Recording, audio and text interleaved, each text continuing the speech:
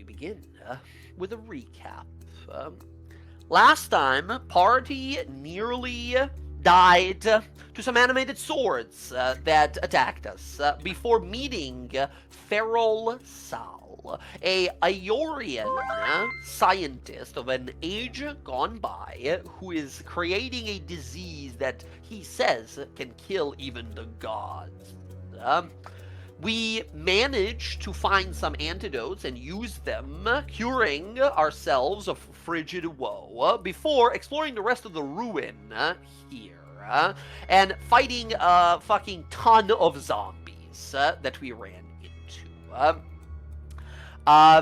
During that fight, a wildly chaotic sequence of events led us to chasing after Air, who seemingly got affected by Cleo's divine channeling. And she later leapt into a pool of octopus-infested waters that we killed. After the combat, we found some magical artifacts and some coin here and there before resting and getting ready to leave, having burned all of the frigid woe we have found. Well, almost all of it. Here are some of the items we found last time. We found this decanter of endless water. We found this lovely little ring of warmth. We found this here ring of protection as well, alongside a javelin of lightning, a very powerful, very rare magic item, very first that we found so far, Spellguard shield, and then finally a mighty and dangerous looking weapon, a polearm, a halberd, called Twilighter, which seems to be some sort of a powerful necromantic conduit. So, with all those found, long rest is had. If you haven't already pressed those buttons, click that long rest. You guys are all fully recovered, as unfortunately, friends, even though we have leveled up, the adventure is not quite over yet.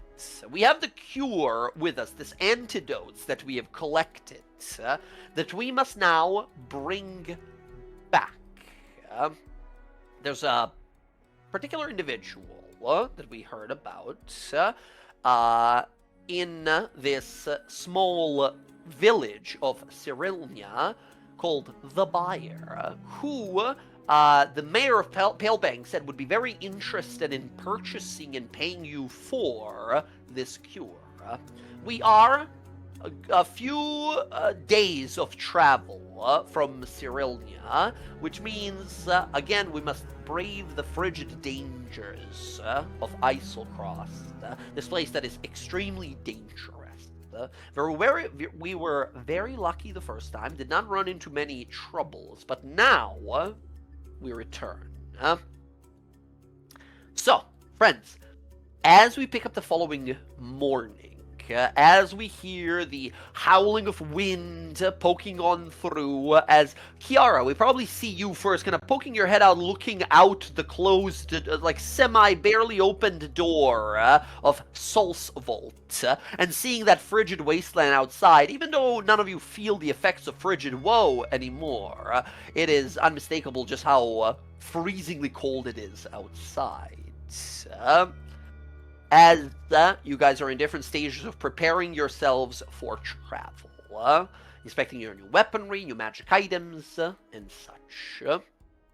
So, as you prepare to leave, is there any conversation or preparation that is done, or do we just pop that door open and head on out? Cleo will approach Kiara, Rodri, and Kalis. And before we go, I want to give you, the three of you, some extra aid. And Cleo is going to cast aid on those three.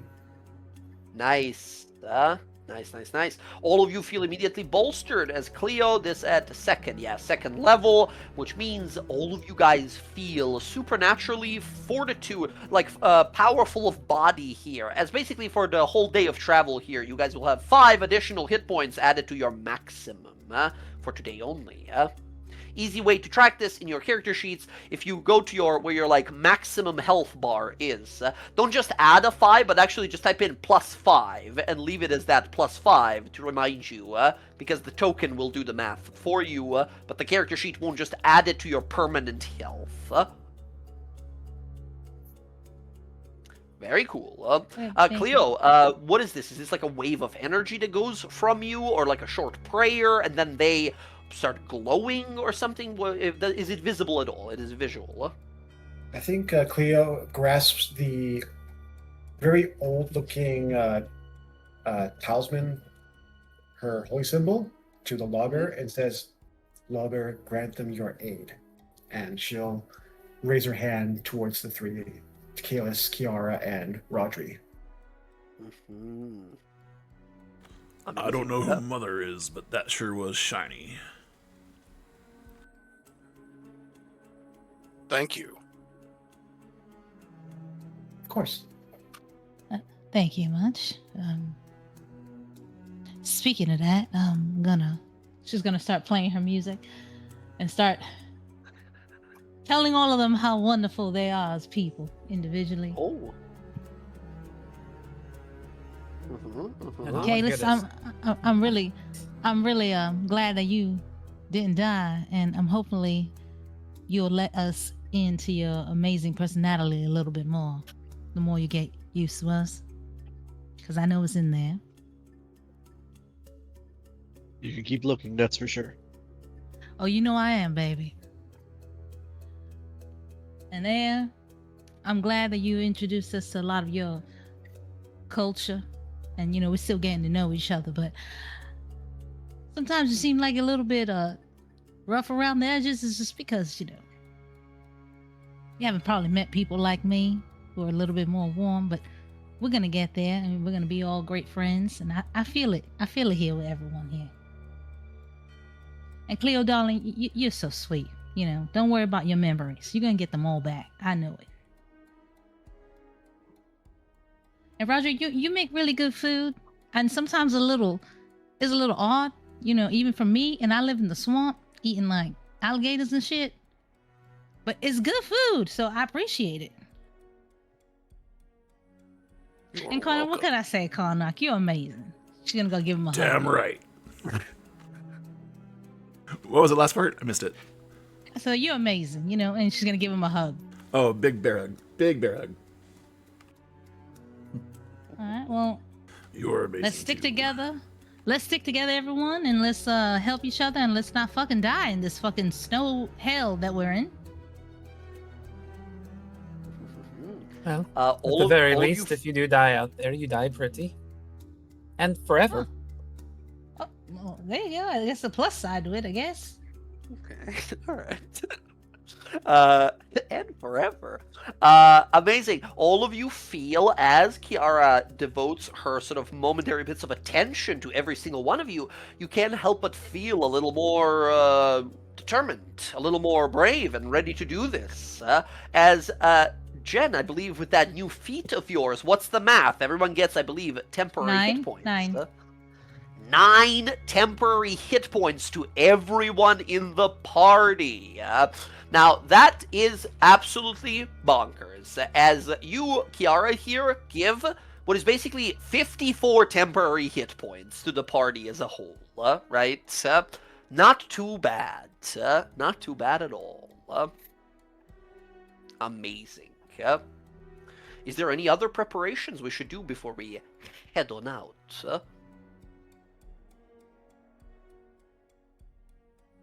I don't think I have anything I need to prepare.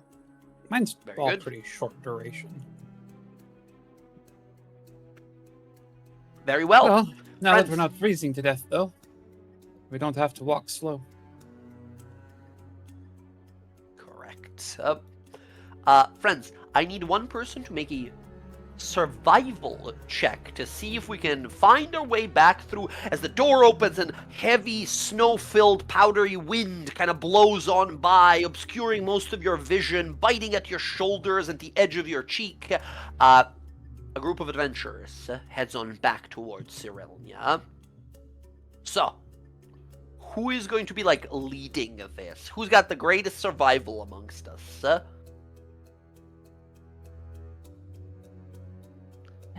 Not Karnak, Hey, gotcha. my survival is terrible, but if it matters, Air's pretty used to traversing snowy regions. I have a It's- plus it's two. Oh, I'm drained. Same. I know this is snow. Does that help? I know it's snow. That's all I can help you with. And it melts when it gets hot. That's about it. I mean,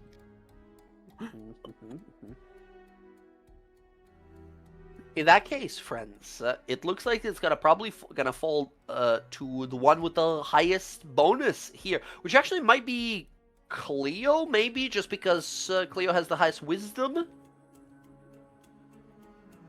Well, Loneheart taught me a little survival. I'm not good at it, but I'd give it a shot. Don't walk us into the water, and I think you'll be fine. All right. Absolutely. If anyone else is proficient in survival, they can give a help action. And Air, I'll allow you to give a help action here. Not familiar enough to like lead the way, but familiar enough to recognize some sort of features of snow and snowy terrain to help. Okay. Then yeah, I will give her assistance. Absolutely. Cleo, go ahead and roll survival. Oh, all right. Okay, friends. You all venture out into the snow. You travel for the better part of the day. The wind is blowing so fiercely today that you can barely see more than 30, 40 feet around you. Whole day long, it pulls and tugs at your clothing, threatening to knock you down. But you hold strong. You hold as best as you can hold. Every once in a while throughout the day, you feel little tremors, like the whole island shakes. You can't quite determine where it's coming from, as most of the time is sort of associated with the blowing of the wind. But as you move, as that wind pulls and pushes, at one point, you feel that tremor intensify, and then more still. I need everyone to make a perception roll, please. Because of the heavy snow and wind, all of you have disadvantage.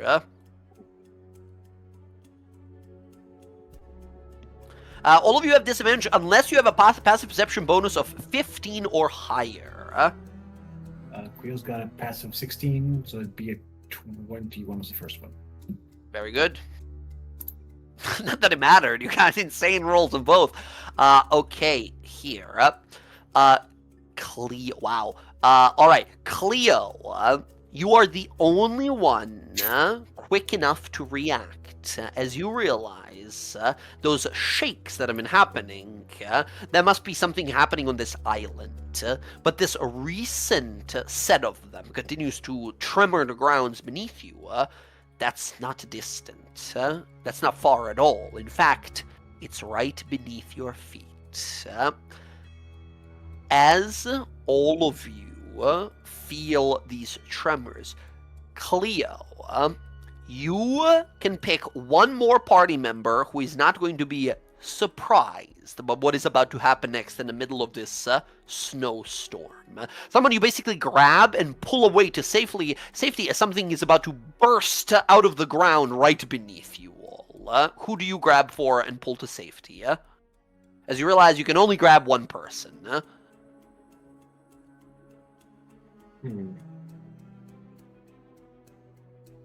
Hi, bestie. You scared me. I think, in the moment, Cleo's like, looks back to Air and just says, move! And she'll push Air out of the way.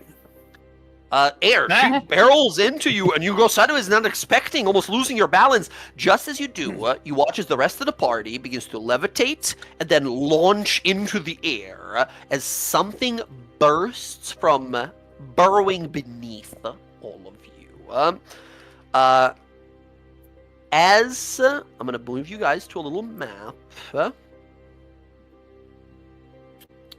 there is where we all are currently. Friends, that's a river to the right of us there. As you guys are all traveling, lost in the windstorm here, not really sure, like, are we going the right way? I don't know. Everything's white and powdery. You can't tell.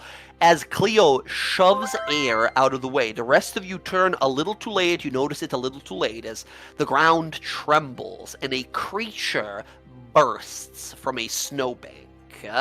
A careening blue blur of death. Something akin to a mingling of a worm, a centipede, and a dragon. This beast moves in bewildering serpentine patterns, its dozen of legs hurtling it forward, a speed that sort of belies its massive mass, this immense mass. These wing-like membranes that grow along the beast's sides, unfurling, probing for prey or obstructions in the path. With a high-pitched screech, the worm rises up on its many legs, mandibles clicking in ravenous, hungry anticipation.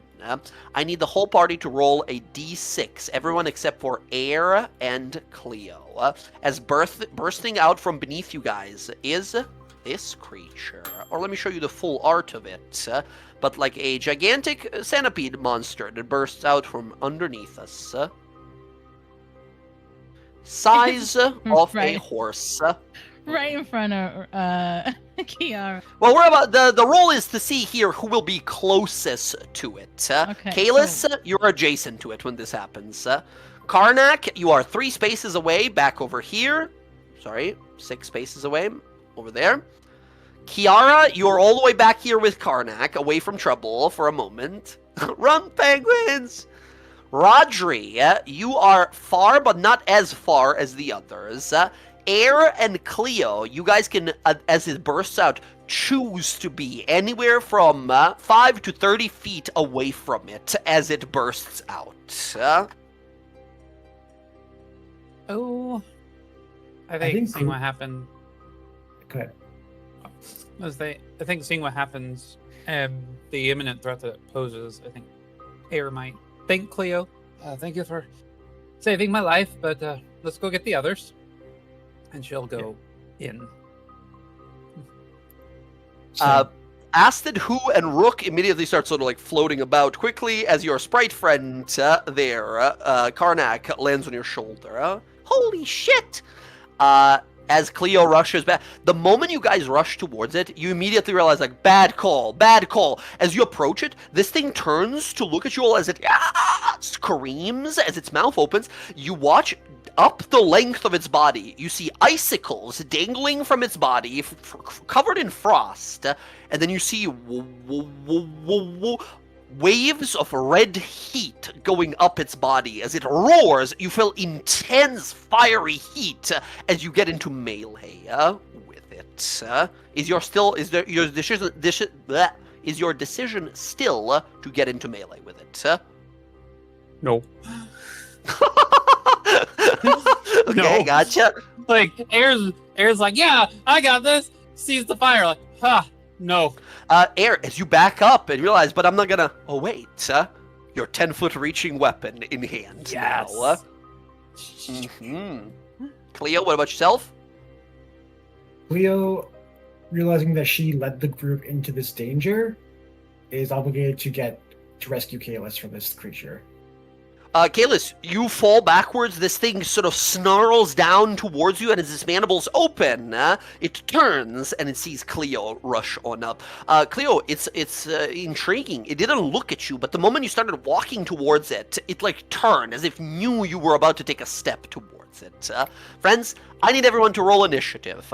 All of you, except for Cleo and Air, have a disadvantage on the initiative. This creature has advantage on the initiative. It'll take a 19.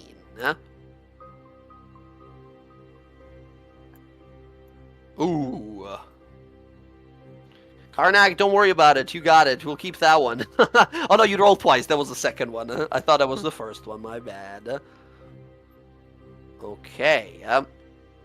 This creature burst forth. Initiatives are rolled. Do I need to change anyone's initiatives, or is everyone already changed? Kalis with an 18, even with disadvantage, ready to go. He's no longer feeling sick. Oh, do I have to roll disadvantage on this? Yes, all of you who are unfortunately surprised have disadvantage on the initiative here. We'll take 13 it is. That's okay.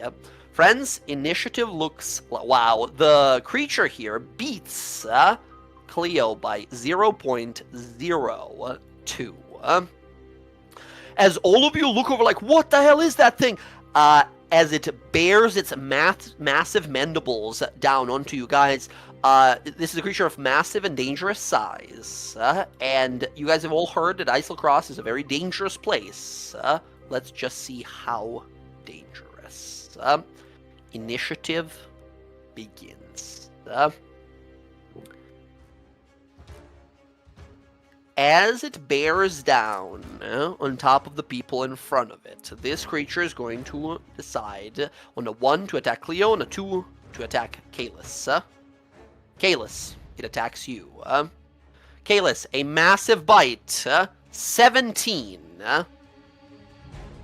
That is my new AC, so it hits. That is your new AC. However, I believe you have a feat now that can help with that. Let's see. I know you took it for the riposte, but Yeah.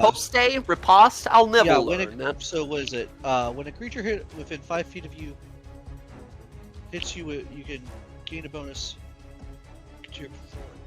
Oh, sure. I'll do the parry.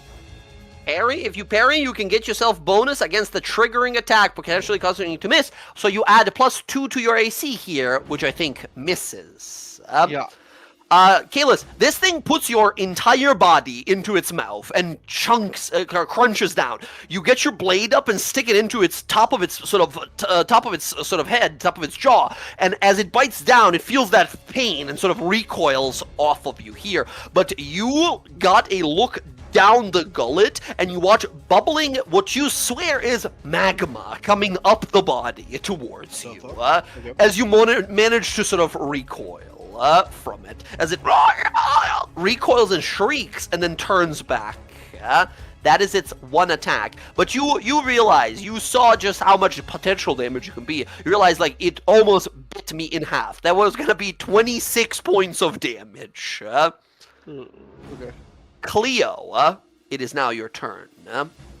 Well, it's not. I'm lying, unfortunately, because as it screams, that wave of fire is sort of going up its body, it opens its mouth, and hot steam whips around it, almost like these levels between its chitinous hide, opening and exuding insane levels of heat. As at the end of its turn, each creature within 5 feet of it takes 6 points of fire damage. Kalis and Cleo, 6 damage to both of you, just for standing next to this thing. Yeah? Cleo, now it's your turn. Alright. Cleo is going to use her action to cast Bless. Who? On who? And I'm going to cast it at 2nd level. So Reminder everyone, we have temporary hit points as well. 2nd level, so 4 people. Yep, I am targeting Kalis, Mm-hmm. Air, Karnak, and myself. Here, Karnak and yourself. Amazing. Blessing yourself is always such a good insurance because Bless helps you with concentration checks on Bless. Always a good call. And that will trigger my Voice of Authority. Yes. Kalis, would you like to do a sneak attack against this thing? I'd He love to can't. do a He's sneak the only attack. one who can't. You Oh, can't well. because you reaction parried. You're the only Oh, one you're who right, can't. You're right. Yeah, I Well- needed to not take that. Right. Well, seeing that I'd be Kale, dead. seeing that Kale's an option, I look over to my left at Air. Air, want to test out your new weapon? I would love to. All right. Give it a swing. Yeah? No! It's working fine, ladies and gentlemen. It's Twilight is working fine. Okay, that is a beautiful hit here. That does 12 plus 5, 17 points of damage. This thing shrieks with horrible pain as you get your blade in between its sort of dorsal plates along the back and just twist sideways as sort of brackish dark red blood just sprays out. Oh my god, good damage. Question, Jay. That's a crit. Does that apply for my Great Weapon Master? Or is that only on my turn? I don't know. Go ahead and click the feat. I want to take a look. Let me Google that.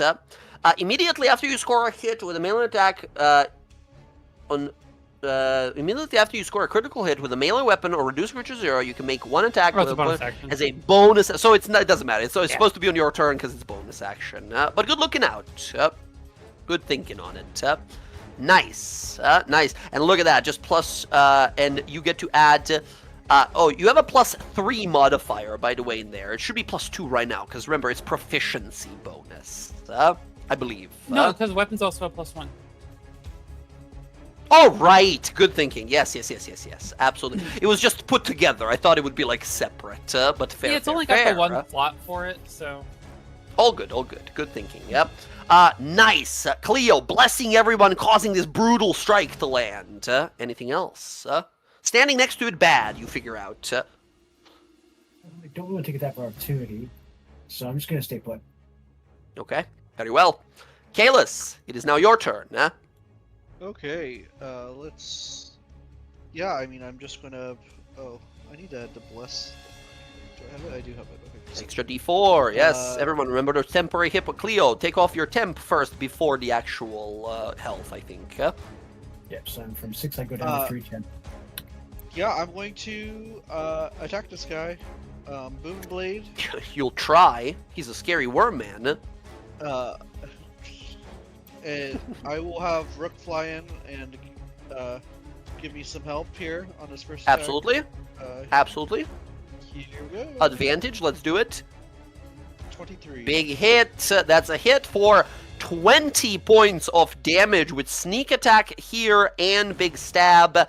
And he is now vexed. Plus, if he moves, you have one attack you make, and it does like 4 things all at once instantly, which is great. Okay, if he moves, he'll take even more thunder. Nice. Big damage? Not bloodied yet. This thing is horrifyingly strong. Great. I will go with the dagger. Nick attack. Here we go.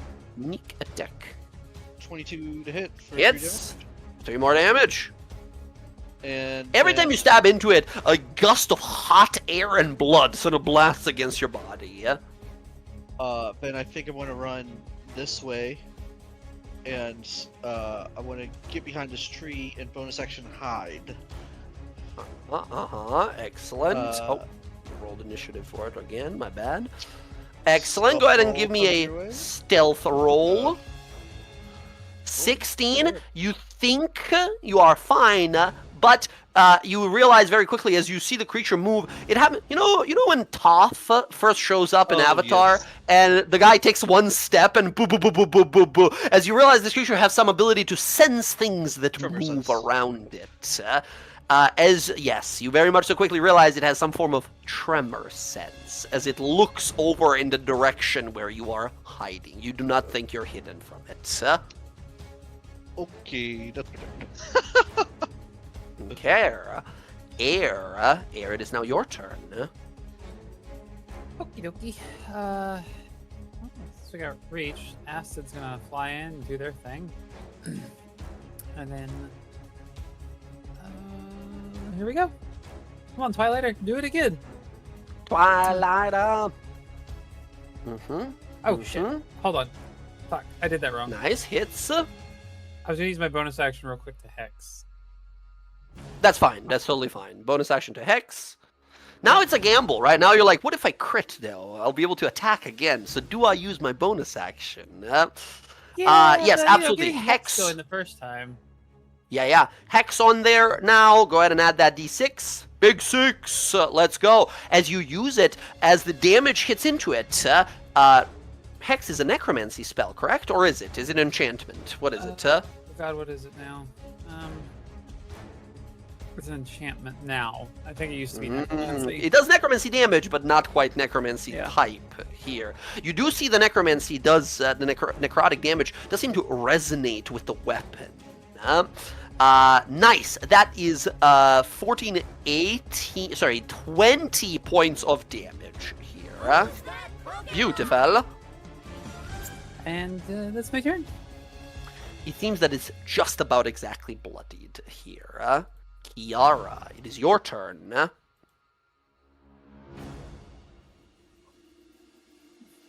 Okay.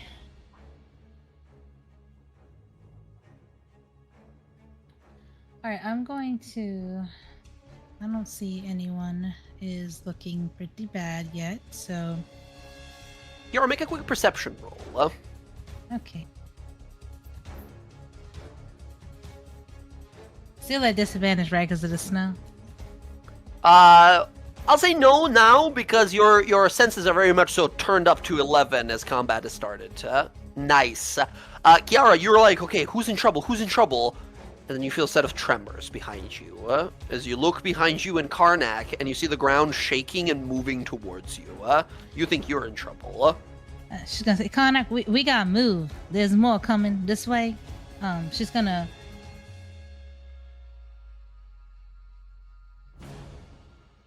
She's gonna cast mirror image on herself.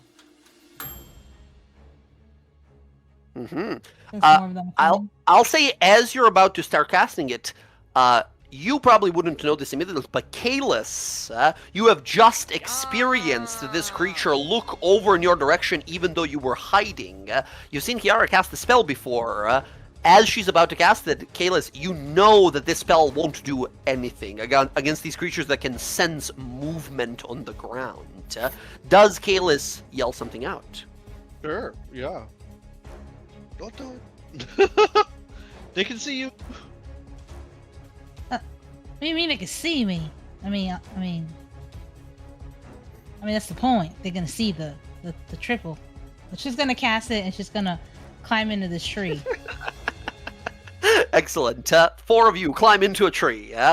Give me an athletics roll to make it up the tree. It's very cold, but it's not hard to climb. It's about 15 feet up. It is for her. She can't climb shit. Oh, it's a DC 12 athletics roll. Or acrobatics if you have a grappling hook. Nice. You make it up. You're 15 feet up in a tree. Alright, I'm just gonna bonus action cast and give Karnak a bardic inspiration because we don't know what's coming. Karnak, you are inspired. Very good. Very, very good. And what does that do again? Hold on. I gotta... It's big. It's a lot. Depends on what you use it for. Basically, if you fail an attack, a check, or a saving throw, you can roll a d6 and add it to the roll. Whichever one you decide to use, it'll have a special ability because of Kiara's subclass. So I'm in the tree, so that way D6 it helps. bonus, basically. Because he said something about the Yes. ground, right? Is he saying that they'll see because of the ground, or he just saying because they can see? Kalis, I think that's more so for you, yeah. That they're going to sense you no matter what, you know. I mean, If you're on the floor, but I'm in the tree. Floor, I guess. I don't. You're not sure how that works, if she's in the tree or not. Kalis is not smart enough to know if that's going to affect her or not. So. Gotcha. Kiara, I believe that's your turn. Yeah, Very nicely done. Very nicely done. At the end of your turn, indeed, yes, the ground shakes and shudders. And Karnak, bursting out from the ground behind you, where it would have previously been a choice between Kiara and Karnak. Now it's guaranteed Karnak, as this thing bursts out of the ground and bites into Karnak immediately. Karnak, attack against you is a 15. Karnak, you take 38 points of damage. Whoa! Karnak is done instantly. Nope. I still have temporary hit points. How is this possible? Temporary hit points! 45, yeah, he's down to 7.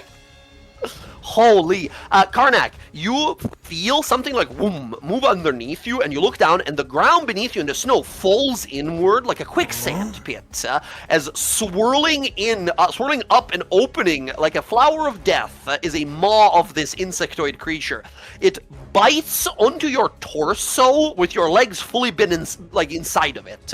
It thrashes you back and forth and tries to spit out a half of you, but you are too strong and tough. You keep your intense intestines within. You are fucked up, though. That was nearly a max roll that I got there. As you realize, yes, these creatures are extremely strong and extremely dangerous. Karnak, I know you survived, but still, at the end of its turn, a wave of heat originates from this creature, doing 13 points of fire damage to you and your familiar. Now, I think Karnak is down. Oh. Karnak falls. His familiar goes, no! And then is destroyed by the wave of fire. Karnak is gonna... Karnak, yeah, unfortunately... He's at 1 point. Yeah? He's a half orc. He's a half-orc, baby! As Karnak, this thing looks at you and sniffs and then turns towards Kiara here. Its next prey is it's about to start moving. We go to your turn. Karnak, in that one attack, basically, you took like nearly 50 points of damage. What is going to be your retribution? He's pretty fucked up, but he is angry. So he's gonna count on his allies here if they're paying attention. And he's just going to a rage. Just going straight up in rage. Absolutely. He's gonna grab this thing and start beating on it. Hell No, yes, I'm over here still. Nice. Hits. 11 points of damage. And then his second attack with advantage, 27. This is the Nick attack. Nice. 7 points of damage. And then Big. Ouch. I use my bonus action for rage, so that's it. Okay, Kiara, this thing starts to move towards you and then turns as Karnak is not letting it go. He just hisses angrily at you, this shrill sound in the back of his throat. It seems to vibrate the whole upper body of this creature as this place is deadly. Eiselcross is a menagerie of deadly, and you are in the middle of it. Rodri, you've been knocked the other way. The longest friend you've known for some time, Karnak, seems to be in deathly trouble, but there's very little you can do. Rodri, this thing is quizzical, strangely paradoxical. Ice is falling off of its body. It's encased in ice, and yet fire exudes from within. Being a wizard, and a very clever one too, you think to yourself that no fire or ice will work against this creature whatsoever. So I don't think a decanter of endless water would be helpful here. Yes, what would you like to do? Actually, I was planning on it, but my options have changed. Okay. I look at who, and I nod. Rodri looks at who, and nods at Karnak. So who's going to come over here in this space, and I am going to cast through who. Oh. Ward against spells. Ward against spells. Gains temporary hit points while the creature has resistance to damage dealt by spells. Interesting. Maybe not so useful against spells here, but just giving a ton of temporary hit points is a very clever move. Exactly. And then I will fish out the nice. decanter. but I can't. I don't have the action to use it this turn. So Gotcha. As you start like popping it open, Thanks, Karnak, Lou. that is 12 temporary hit points. That's big. To you.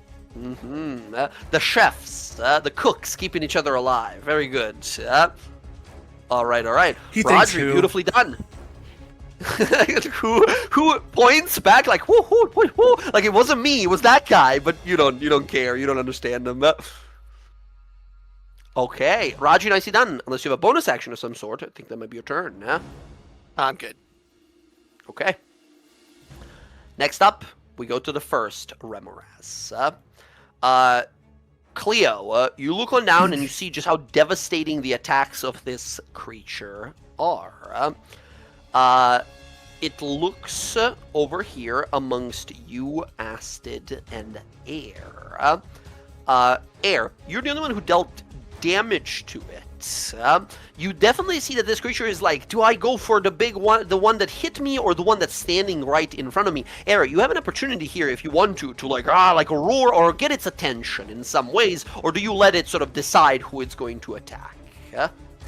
Kind of like when it looks both up to like Astid and then to Cleo, Air takes the weapon, spins it around to the butt end, and then strikes the ground real hard. And it's like, come on, I am over here. Yeah, you watch immediately, like, kind of twitches and looks in the direction and then looks up towards you as it screeches and approaches. Air, this thing is going to make that one scary bite attack. Just as you say so, you see fucking Karnak getting almost bitten in half over there as it makes that scary attack. 15, which misses. Oh my god. Good. Very scary creature. At the end of its turn, a wave of heat does 13 damage to Cleo, Astid, and Air. Good news is Astid survives that. That is good. I do need Cleo and Air both to make concentration saves. You have Bless currently. Burns through your temp hit points, but you still have some. And I have advantage thanks to my Warcaster. Let's go. Both of you keep the spells going. Very good. Cleo, it is now your turn. Kayla's up next. All right, I see Karnak in some deep trouble. He's exactly 30 feet away. Okay. I'm going to bonus action cast Healing Word at second level. Nice. Roll it up. Not bad. The upcast is wrong. Sorry? Nope, 2d4 plus 4, correct? It's 2d4 plus 4, which it did roll. You rolled a 1 and a 2 plus 4, but the upcast should be also 2d4 instead of 1d4 that it rolled. So go ahead and roll one more d4 while I fix that up in your character sheet. Okay, so one more d4. If you don't mind manually rolling that while I fix the spell in Roll20 sheet. Yeah, I did. There we go. Okay, so here's the thing. Okay. Well, here's the thing. I have my healer's feat. Which... Ooh, that's so strong here because you got 3 ones. So go ahead and reroll 3d4. So basically, instead of 11, it goes down to 8 plus whatever you roll here. 8 plus 5. That's 13 healing to Karnak as a bonus action. Let's go. Cleo and Rodri keeping Karnak standing and fighting here. Amazing teamwork, gang. Cleo, that's a bonus. Yep. Now trigger my Voice of Authority. Ooh. Targeting Karnak, would you like to... Yes. Karnak, would you like to make an reaction attack when you get healed? Oh, absolutely. Go right ahead. Pick your weapon of choice. I'm still standing, big boy. Yeah. Nice. 14 plus the bless. That is definitely going to be 12 points of damage to this thing. And it's now vexed for your next turn. Next vexed. Amazing. Cleo. Still got an action. Yep. I'm going to raise my mace and bash this thing on the head. Bash him. And you do! 5 points of damage. Boom! Chunks of the scales and sort of chitin breaks immediately. Boom. Okay. It whips now towards you. You got its attention again. Huh? Man, the bugs here are really ugly. Just screeching Hey, at or you. something. All right, that's my turn. Okay. That's you. Kalis, it's your turn. Okay.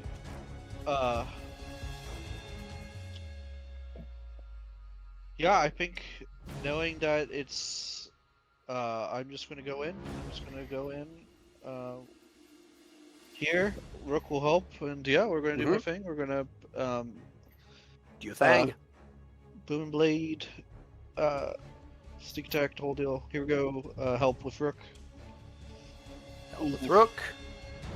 That is 70 damage. 20, yeah, 20. That definitely hits for 20 points of damage. Oh, actually, Kalis, go ahead and roll me a D8 from last time because this thing did move. You Oh, hit it it with a did. booming Okay, blade great. last time and moved towards air. Here, you got beta to attack air. 3. Nice. So 3 extra, and then again booming blade. So 20 damage, including the 3 from last time. One more hit like that, and you think it's dying. You stab into it, you pull the blade out, you see splash of blood wash the floor. The snow melts instantly as steam rises up. Yeah, I'll nick it. So no sneak attack. Yep, here we go. Nick Natural attack. Oh, natural 20 for nice. Hey, that's a max damage roll on the Nick without the Dex modifier. 9 points of damage. Not gonna kill it, however. Okay. Yeah. I will back away. And Yeah. because of your ability, it can't attack you. Good. Yep. It And- turns to look at you instead. Like, I noticed. I'm coming for you next. Just staring back in your direction. Rook will get behind me. Rook just flies on up. Awesome. Kalis, that's going to be your turn. Solid work there. Air, we go to you. Air, this thing is looking to next targets. It seems to mostly focus on anyone who is moving the most. So it's definitely looking towards Kalis to attack next here. Fair enough. I'm gonna use my. Very wounded though. Let's see, we've got that. Yeah, we're gonna interdict it. Interdiction, nice. As a bonus action, right? Yep, and then with Astid's help, You feel we're gonna- you feel a little pulse of power within your halberd here, as that necrotic energy that you release. You like that a lot. I think you and I are going to be friends. And sweet. Nice hits, 21 points damage. Air, giant centipede, ice monster. One How sec, do one you sec, one kill sec, one it, sec. Oh, I'm gonna get some health back here too, okay. because I'm gonna spin this. So extra Oh, you want to 9. spend it to heal yourself a little bit Yeah. here. Gotcha. Even more damage done. It's a super fucking overkill here. Big damage overkill as you heal for 2 points there. How do you kill it?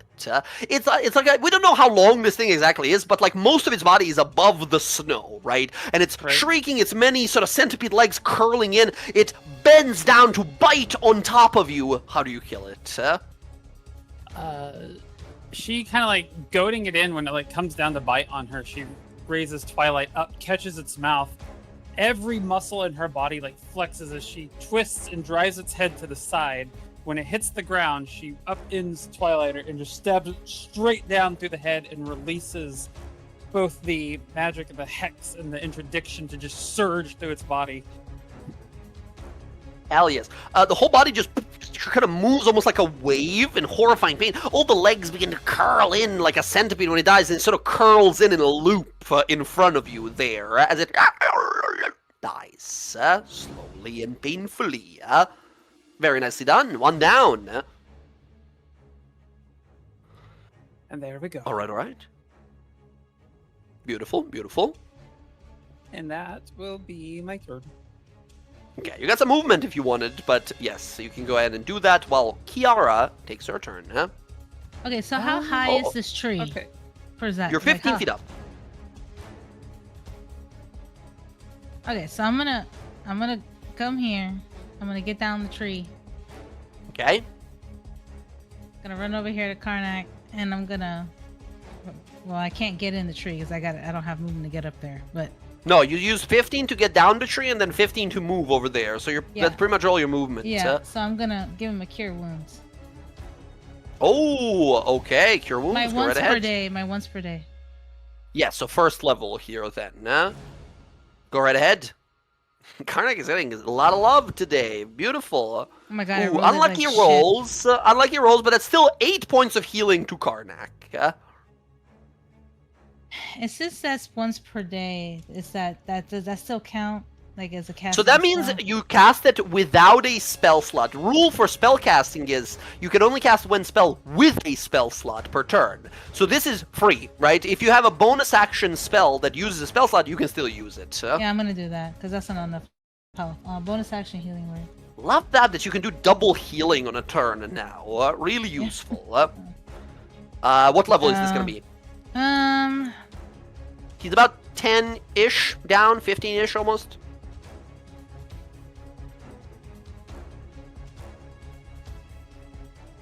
Is it changed it right? 2d4. It's 2d4 plus your modifier, plus 5, right? Shit, so I pretty didn't mean to decent hit no matter that. what. Yeah, I'll do A level. minor illusion. Nice. 8 more healing for Karnak. Thank you, but you should have Oh my stayed in the God. tree. The creature looks to you immediately. Kiara, it seems that the attraction of these creatures is gained by moving a lot. And you are a dancer. It's in your mindset to move at all times. But the creature now looks to you. Just look at it like, oh shit. Yeah. I mean, fuck. I'm here now. Can't do nothing about it. Kiara, you see this thing like long centipede limbs tapping the ground, and as they are, its head is like twitching a little bit, and then it adjusts to look directly at you. Not one of your copies, but you directly here. And then you remember what Kayla said. They feel you on the ground or something, like can see you. That's what he meant. Tremor sense. I think that's your turn. Well, yeah, bonus action. That's gonna be you, Yep. We go to the young Ramirez over here. It moves in over here. It opens its massive maw. Karnak, you again have an opportunity here if you want to. Slamming the ground, making noise, getting its absolutely. attention. Do you try? Oh, absolutely. Okay. Nope, I'm still right here. Rah!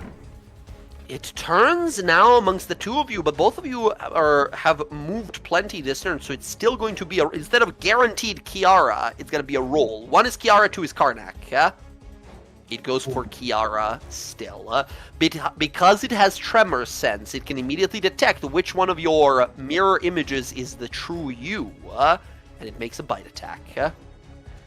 Oof. Kiara, that is 21. For a total of 25, 16 piercing, 11 fire damage to you. Kiara, as this thing bites onto the side of your arm and lifts you off the ground here, you feel this heat and pain momentarily, but as that blistering heat and pain hits you, Kiara, a flash, like one of the dreams you've been having for quite some time now, you see a town. Tops of rooftops, chimneys, frozen solid. A town that must be dozens of feet under snow. It's odd, strange. A roar you hear in this blistering moment of pain, in this vision. A faint silhouette of a winged beast in the skies above. And then it's gone as the pain comes back and this thing thrashes you back and then drops you onto the ground. Karnak, it is your turn. Well, sorry, it's not. Its Heat Aura does 11 additional damage to Kiara and Karnak, who are within 5 feet of it, as it roars and fire and heat blasts off of it. Karnak, now it's your turn. Kiara is wounded. Yeah, can Karnak use his bonus action first? Yeah, of course. He'd like to shove Kiara away. Kiara, but do get you out of here. allow him to... Kiara, do you allow him to push away? Of course. Gotcha. Karnak, in what direction? Back towards Kalis. Like that? Like this? Or like this? Like towards... over there? Get the pointer up. Over here. Just like that? There we go. Kiara, he moves you out of the way as this creature turns towards you, giving you a look, Karnak, of how dare you separate me from my dinner. Oh, you're my dinner. I still have advantage on this one because the last spec's opportunity attack. That's right. That's right. Hits. 10 points of damage. And then the second one.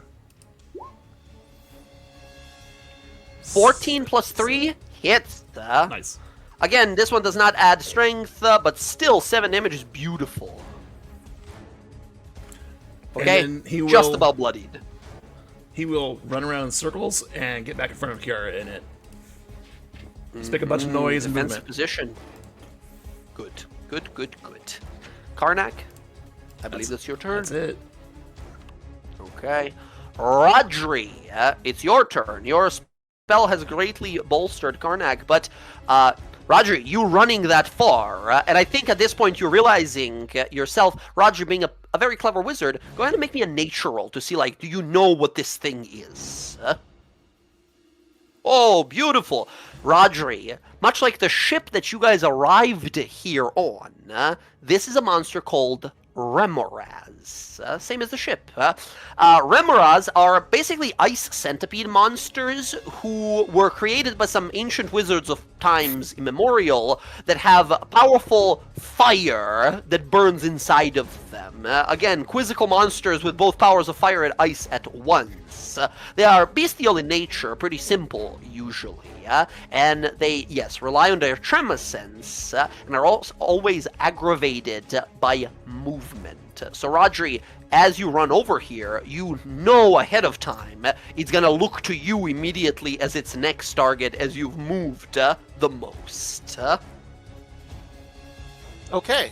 I bet its meat is spicy. And I'm gonna use the decanter and see if it works. Amazing. Which of the 3 options of the decanter do you use? The geyser. The Geyser Blast! Amazing! Okay, so if it fails, it'll take damage and be prone. This is a strength save. 22 on strength, unfortunately. Yes. I'm more looking to see the water. You spray nearly, seemingly infinite amount of water that just blasts across this thing as it just sort of moves back. Steam, a wave and a wall of steam begins to rise off its body as it just starts groaning and growling. As it turns towards you, sort of screeches at you like, "Knock that shit off," as it stares at you. Okay, so the water doesn't do anything to fire. The question I have next is, does the ground under it turn into like a mud? Kind of yeah, I think it's definitely like wet and mud, and I think that's a very clever idea here. If you wanted to, I'll say that while it doesn't go prone with like the infinite water that the decanter have, next time if it bites someone, whatever fire damage it does, it will be halved. Not the piercing, but the fire at least. I'll take it. That's great, thank you. Clever use of your item. Bonus action and thing, yeah. I am light on bonus actions. I'm done. Wizard, right? Wizard. Okay, we go to this one. This one is dead. We remove it from initiative. Cleo, we go to you. Cleo just stands there beginning to channel her magic.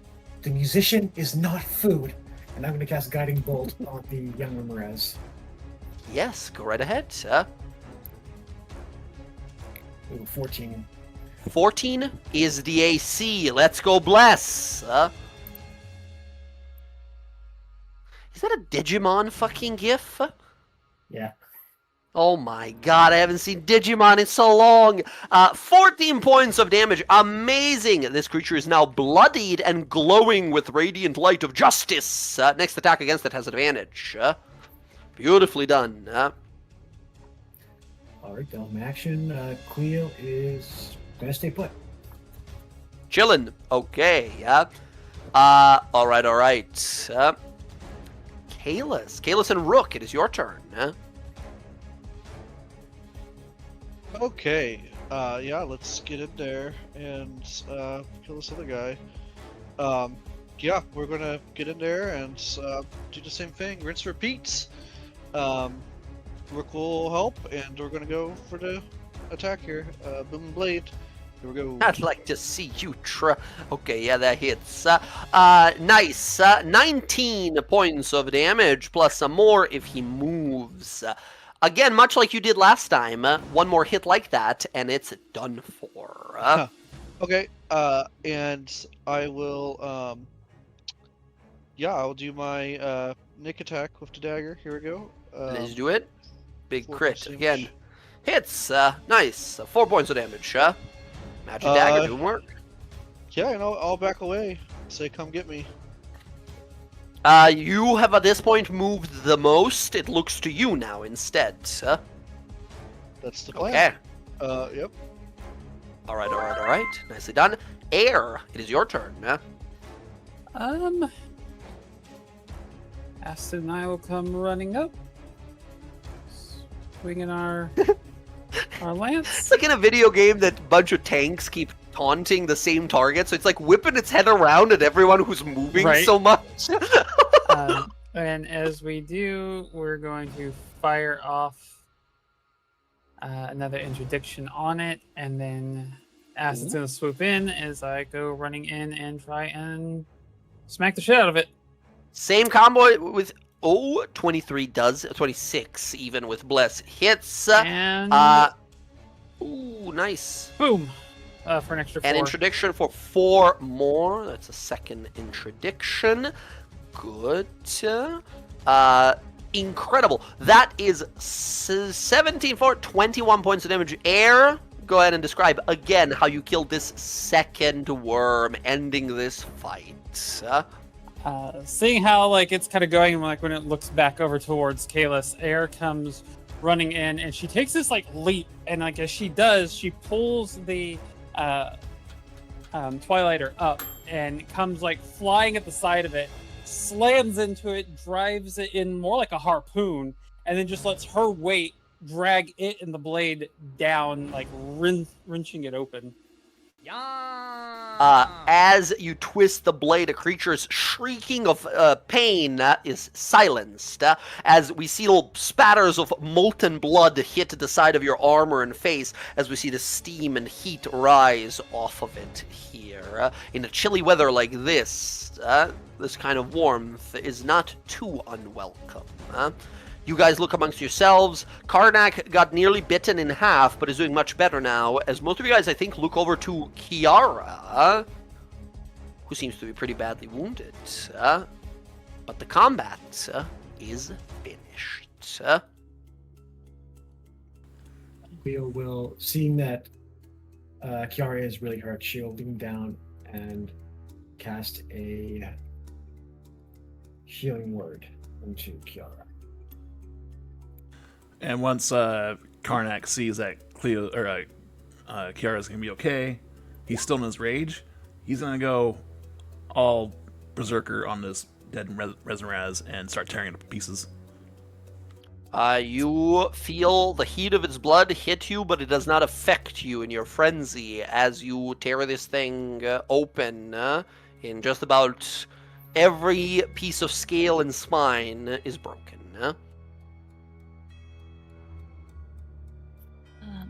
That thing really hurt me, man. I really don't like the fucking snow. I'm gonna be honest with y'all. Cleo Snow looks to the- by itself is not a terrible thing. Cleo kind of looks to the party. So, are the insects here always that big?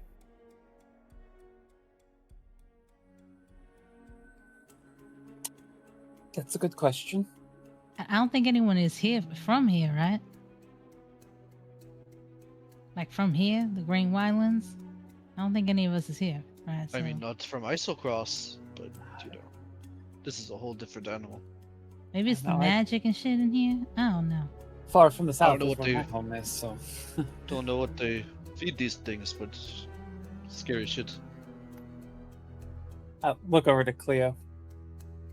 You know, though, if you wanted to just pull me down into the snow, you didn't have to lead us into a Rimmerez nest. Well, in the moment, I kind of just reacted. I saw the ground begin to collapse beneath us all, and I'm Relax. sorry. I'm sorry. I'm sorry. I'm all here. It's a joke. You're fine. You had no idea where you were going. It was nothing to worry about.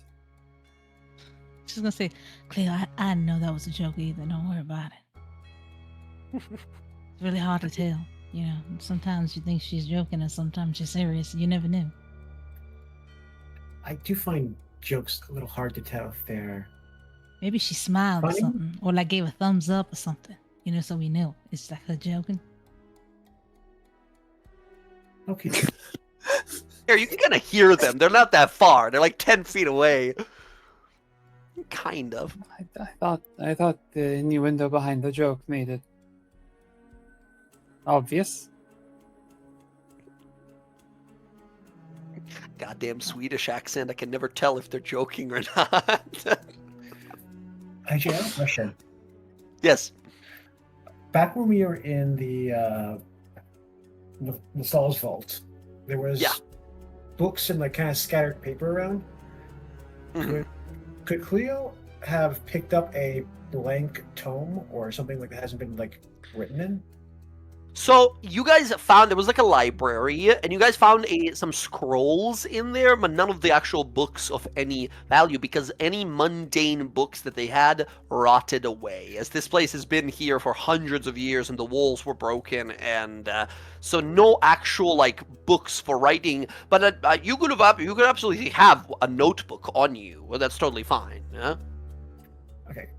Cleo has you a need notebook. paper? She wants. Well, I want to draw what I experience, and this seems like a significant thing to draw. Point of reference, Cleo has no artistic skills whatsoever, so she is going to try and It's draw. gonna be the most adorable little squiggly worm. Yeah. whatever Rodri's she- gonna. Rodri Like, notices this and he gets up from like harvesting like guts and stuff from the Remorez, wipes his hands, and pulls out his calligraphy kit, and kind of like, or his calligraphy supplies. He's like, here. Thank you, Raji. And Cleo's going to try and attempt to draw the encounter. Yeah, awesome. Bunch of warriors, a bunch of adventurers fighting ice worms. Cleo, are you proficient with painter supplies? Absolutely not. Then just go ahead and give me a straight charisma roll, charisma or dexterity, to draw this to the finest of your abilities. Both are mediocre, so we'll see. Give it a go. Please be really adorable stick figures. 14. It's like an amateurish sketch at first, but Cleo, over the next like 10-15 minutes, you fine-tuned the details, where when you point it out to the group, the rest of you guys are like, oh yeah, this is me. I can totally recognize who I am on this picture, and I can kind of see these details. Cleo could use some work, of course, but you feel like you captured it pretty well. I think predominantly Cleo is like drawing where the point where Karnak almost got cut in half. Ow. Oh, look at that. Kalis I kind of like am amazing. Kalis looks over the shoulder and like sees the drawing, and then he furrows his brow and he says, "Why are my brows so furrowed?" Because they always are.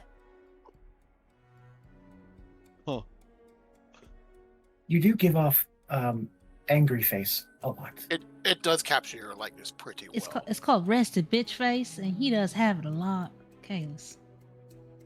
It's Is that what alright. it's called? That's what we call it where I'm from. So if I ever meet someone and they are always scowling all the time, I should tell them they have resting bitch face. No, you shouldn't. No, That's maybe- just like maybe something don't. say among some friends, you know. We call it our you know, what is it, RBF or something like resting bitch face? RBF. You can just say RBF. that. Hey, they got RBF. You know, no one's gonna know what it means, but we do. RBF.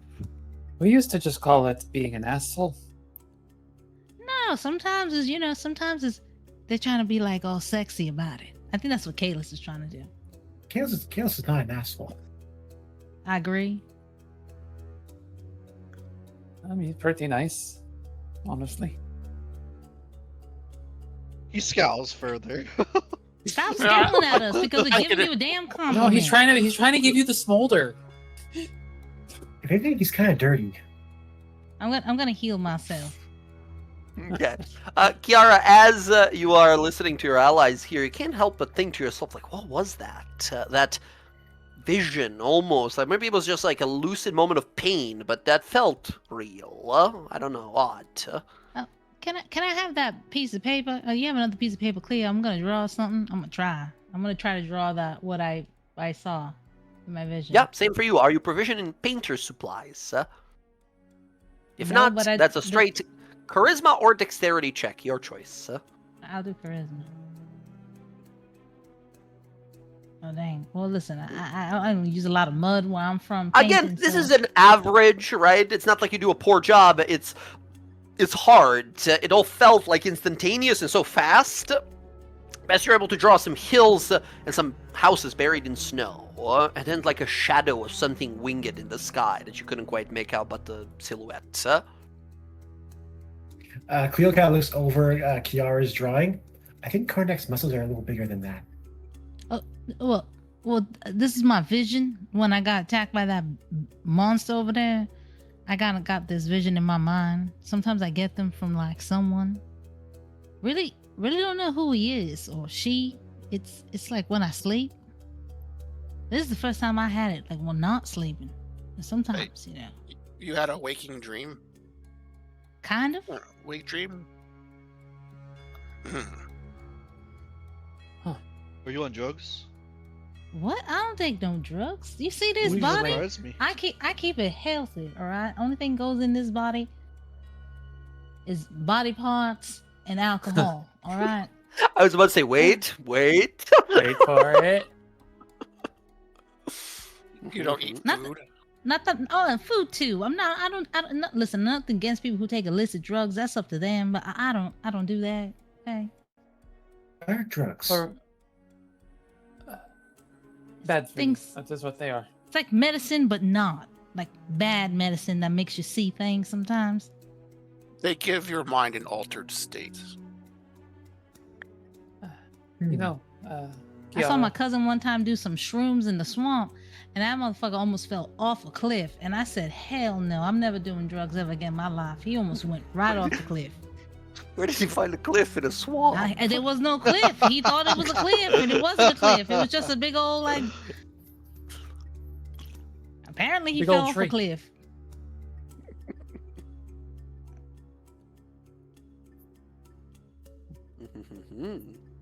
As Right, we should probably get going and not linger here.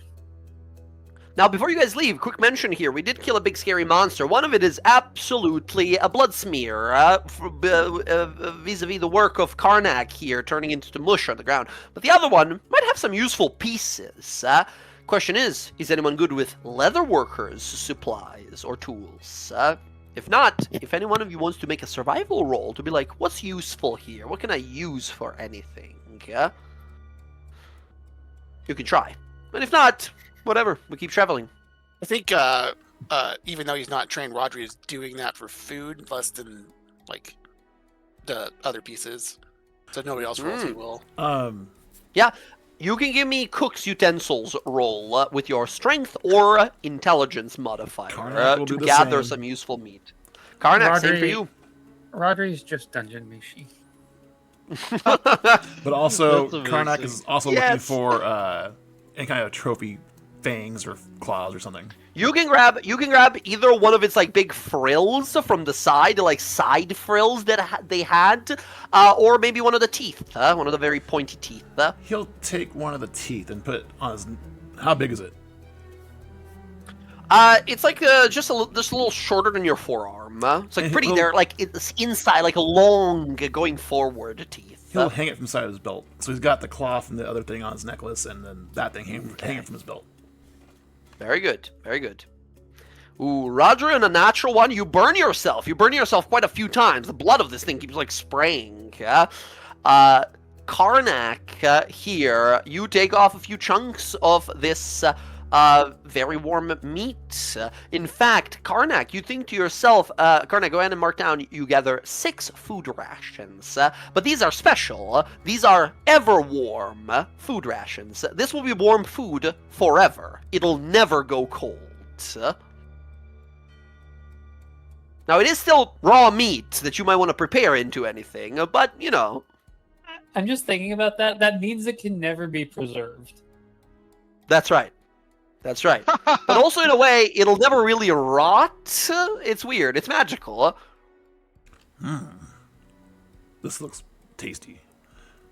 Can he see that Rodri has failed in getting anything? Yeah, Rodri unfortunately picked the part of the beast that was a lot more vascular, therefore a lot of more molten blood sprayed out and kind of burned his fingertips. He'll give Rodri 3 of the ever warm food rations. Who's that Pokemon? Oh, thank you. Try better next time. You're welcome. He Right. points his battle cards. Yeah, you That did was save the his life owl. with the 10 hit points. Is this a frozen lake here? It's a river. It's a cold It's not frozen sort of. though, right? It's not frozen. It's not frozen. No. If you wanted to clean yourselves up, so you could have, but you're gonna need a lot of warmth afterwards. Yeah, so no, I didn't want to walk on the snow anymore. Thought maybe we could walk on the ice, but never mind. All right, well, we gotta Okay. get walking, don't we? I mean, at this point, you think to yourself, like, yeah, we gotta start walking, and then Cleo, with this annoyed sense at the back of your head, as you sort of swallow hard, swallowing be it pride or a feeling of humility here, whatever it is, I'll let you decide. Cleo, you know you're lost. You have not seen any of the landmarks you guys have seen on your way to the Sausvault. You think you must have taken a wrong turn somewhere, as you have no idea where you guys currently are. I mean, don't y'all got birds up there? Can't they just fly up there and fucking see where we gotta go? Like, what's the point of having... How many damn birds we got here? Like 4 birds? Can't you all send them out like a group? To try to find a way to go? Send them in different directions? Oh, We have Who, Rook, and Est. that's right. Because with the Karnak's thing, and we're out of combat now. Yep. Garant's gonna show it back up. Poof! Instantly shows up. Man, I'm back. Damn it. Didn't think you could get rid of me so easily, did you? Of course you didn't, bestie. Alright, No. I'm gonna go ahead and do you all a favor and do a little bit of scouting. He flies up, strong wind picks him up and knocks him right into a tree, killing him instantly. He appears again. Right. Says, nope, can't be doing that. Wind's too strong. Astrid, do you think you're a bit more capable than him? Astrid looks at the tree where he just splattered, looks up at the snow, looks back at you, gives a little shrug. Astrid can give it a try. I'm gonna need a strength saving throw from the familiar here to fly up and try. Before Astrid takes off, Mhm. I'm gonna top her off. Hardak. So, Hmm. Can't you just jump on top of a bunch of trees with your springy boot and things? then she'll try. Here she goes. That's an 8. Okay, Astrid flies up, slams into a tree, and is knocked out for like 10 minutes. on. As you have to go, like, wake her up. All right. Hold on. Karnak's just gonna Hold on. jump straight up. Wait, I can help. Okay. I can help you if you Oh. want. I'll take any help from you. All right, she's gonna put her hands together and she's gonna rub her hands together and she's gonna use her performance of creation, and I'm gonna build a trampoline. I want one of those big old trampolines, so he could jump up there higher and get a little more high than he needs to be. Okay, absolutely. You have boots of jumping, and now you have a trampoline. As you start bouncing on it here, as you realize, like, oh, interesting, it's like elastic, it can shoot you up a little more. Which, by the way, Air, Atha comes back, she's not injured or anything. She's just a little, like, discombobulated from hitting a tree. Looking around like, no can do, the wind is too strong. So sorry, my friend. He sort of, like, kind of nestles into your hand and gives you a nod of, like, we're good, we're good. It knows its job. Karnak, can I have an athletics roll? Karnak, I need you to not roll above a 25, because then you will overshoot and go way too high up. And then maybe hit the ground a little too hard. Oh! Yeah. So, go. hold on. Are you still raging? I had this. It lasts 10 minutes now. Probably not then. Okay, gotcha. He's had On a conversations 9, and such. then, you jump, sort of controlled jumps a few times, but looking out, give me a perception How roll long does that here. I'll bardic say you inspiration last? Oh, an hour, so that will be still on. Yeah, he'll use that. Go right ahead. That's a d6 roll. I roll a d6. And I believe... yeah, go ahead and roll. Jen, actually, you go ahead and roll a d6 and tell us what happens when that potential is used on a check. Oh dang. Hold on. All let me read right. it. Well, Really bad. and click that mote of potential, or I believe that's what it's called. Yeah, I'm gonna read it. Boing, boing. You said a saving throw? Check. Ability check. Ability check: when the creature rolls a bardic inspiration die added to the ability check, the creature can roll the bardic inspiration die again and choose which roll to use. Hey, well, there you go. Roll one more d6, and let's take whatever is not 1. Hey. 6! 15 is a solid roll here, as this empowered inspiration sends Karnak with this strange trampoline device. You launch up some 40, 50, He can 60, naturally jump and then, up by the way, 54 feet. it is... Yeah, it's insane. Looking around here, all of you are looking at Karnak with these magical boots that he has exchanged another item for. He is leaping some 50 feet up into the air, and then leaping again 54 something, 60 almost feet into the air. Looking out. Karnak, give me a perception roll, as the wind is not strong enough to buffet you away. 3. You can't see shit. Yeah, we're just gonna re-roll it by actual inspiration. Okay, go right ahead. Perception. Oh my goodness. You cannot see shit. The like windy clouds above, the wind whipping by you, the white powdery snow. You're looking around. On a 5, you can't see anything.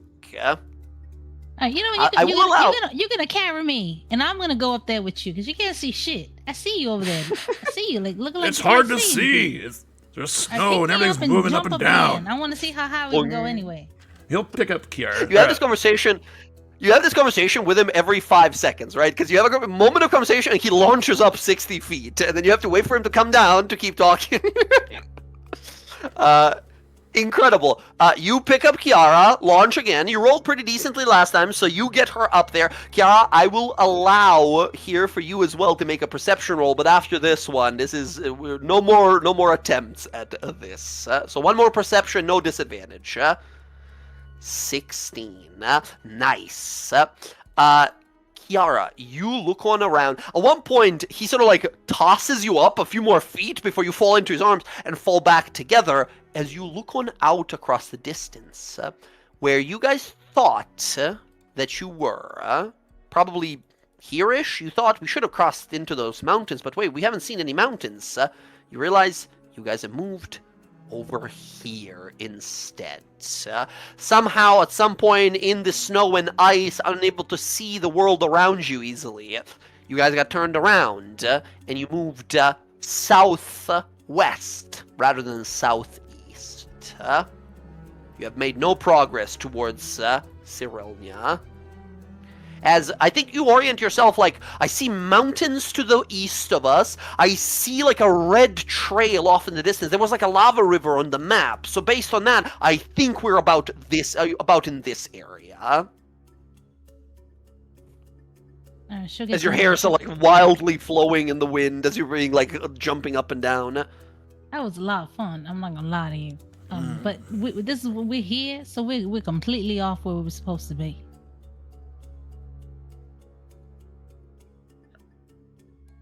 Alright, so we just need to follow the mountains around then. And we Yes. should be good. Yep, that's what we should do. That's probably the safest thing to do, to be honest with you. Alright, keep them on our left and we should be fine. She's gonna tie a rope to her trampoline. She's gonna try to pull it with them. Because we got 2 hours of this damn trampoline. It's really awkward. Connor It's can really just carry it. awkward to pull trampoline through a snowstorm. I'm gonna move it. But Well, yeah. What happens if I flip it on his what if I flip flip it on his back, so I'll that just the carry round it for part you. thing's not like a To be like a sled instead, like a that'd be makeshift. great. I could sit on it. Kind of works. I'll say with how creative and imaginative Kiara is, you definitely could have made it like, it's definitely a trampoline, but if you switch it around, it's actually a sled the whole time. So yeah, you can have a makeshift sled for the next few And hours. Karnak will pull it. Big grin on his face. Hey, this is great. I Excellent. don't gotta walk. Excellent. A few hills that you encounter that you're able to just sort of push and let her slide down the hill a little bit as you guys travel for the rest of the day and realize night has come and we must rest now. We've been trying to follow the mountains, keep them on our left the whole time. As friends, it's time to decide who's going to be watching us through the night. We know we're in a very dangerous place. 2 worm creatures showed up a few hours ago that could have, in one bite, killed any of us. So being on watch is probably a good idea, unless you're feeling brave. No, So? I'll take first watch since I'm worried about going to sleep. No, you all can go Mhm. to sleep. I'll stand sentry. By yourself? Yeah, I don't sleep. What do you mean? What do you mean you don't sleep? I mean, I sleep with my eyes open. I see everything. Cleo, you gotta say things a little bit more different. That's kind of fucking scary. I mean, Lone We Heart gotta get you said some kinda cool. glasses. Maybe put some glasses on so people think you're sleeping. I mean, Lone Heart said it was interesting because it means no one could sneak up on me. Can you turn your head while you sleep with your eyes open? She's not now. Well, no, but I'm aware of my surroundings when I'm dormant. So you don't sleep at all. You just kind of like sit there in a state, but you can see things, but you still get sleep.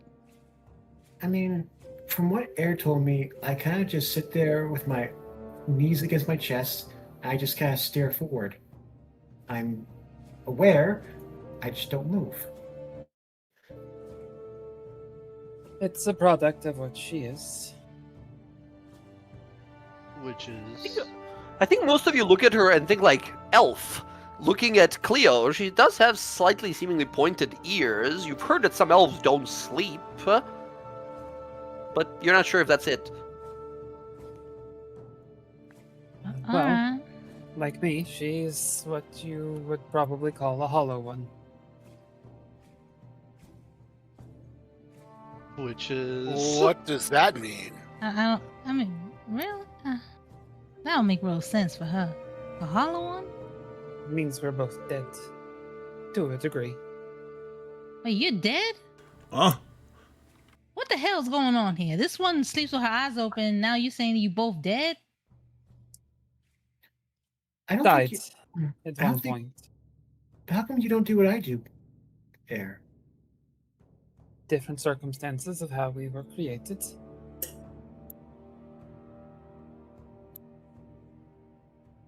So you are resurrected? I don't know. Technically. Alright, well, Is it okay if I share with them now, Air?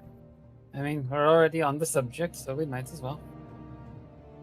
I don't know how I came to be. I was in a marble sarcophagus. The lid broke. I came out. That's it. Sarcophagus what? it's like a tomb, like a grave kind of thing, but it's made of stone. I don't know. I must have been transported because I woke up in the tundra. There was a caravan that was attacked, and I crawled out of a marble stone sarcophagus. I don't know how long. I don't even know what year it is. Can I feel to see if she has a pulse, Cleo? Sure. You do not. Yeah, go ahead. Go ahead. She don't have one. I do, but after about a minute, you hear a little boom. Boom. It's extremely slow. Mm-hmm. That's something. I never really met dead people before, to be honest with you. That's the only one I ever met.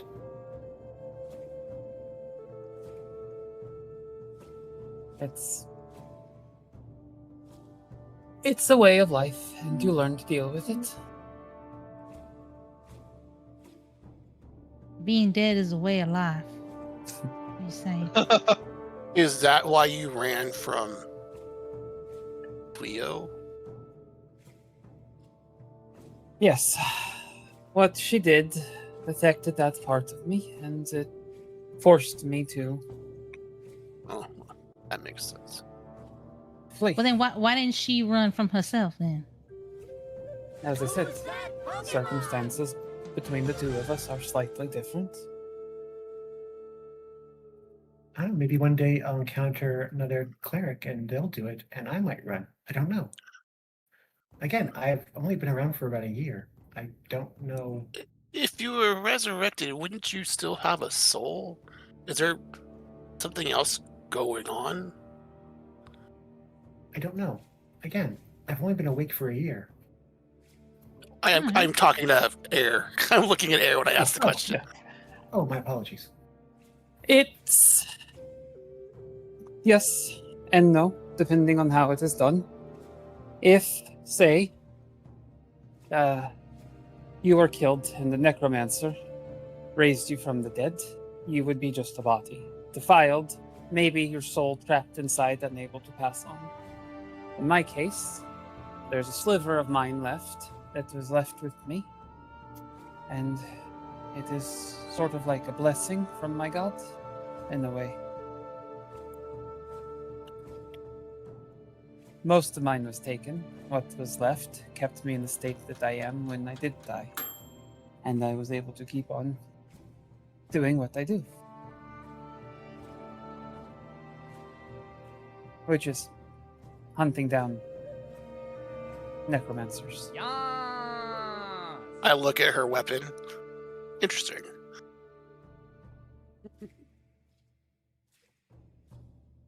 I do know a good deal of necrotic magic. It's a byproduct of being an acolyte of a god of death. Makes sense to know your enemy's tricks. Yes. No. But in Cleo's,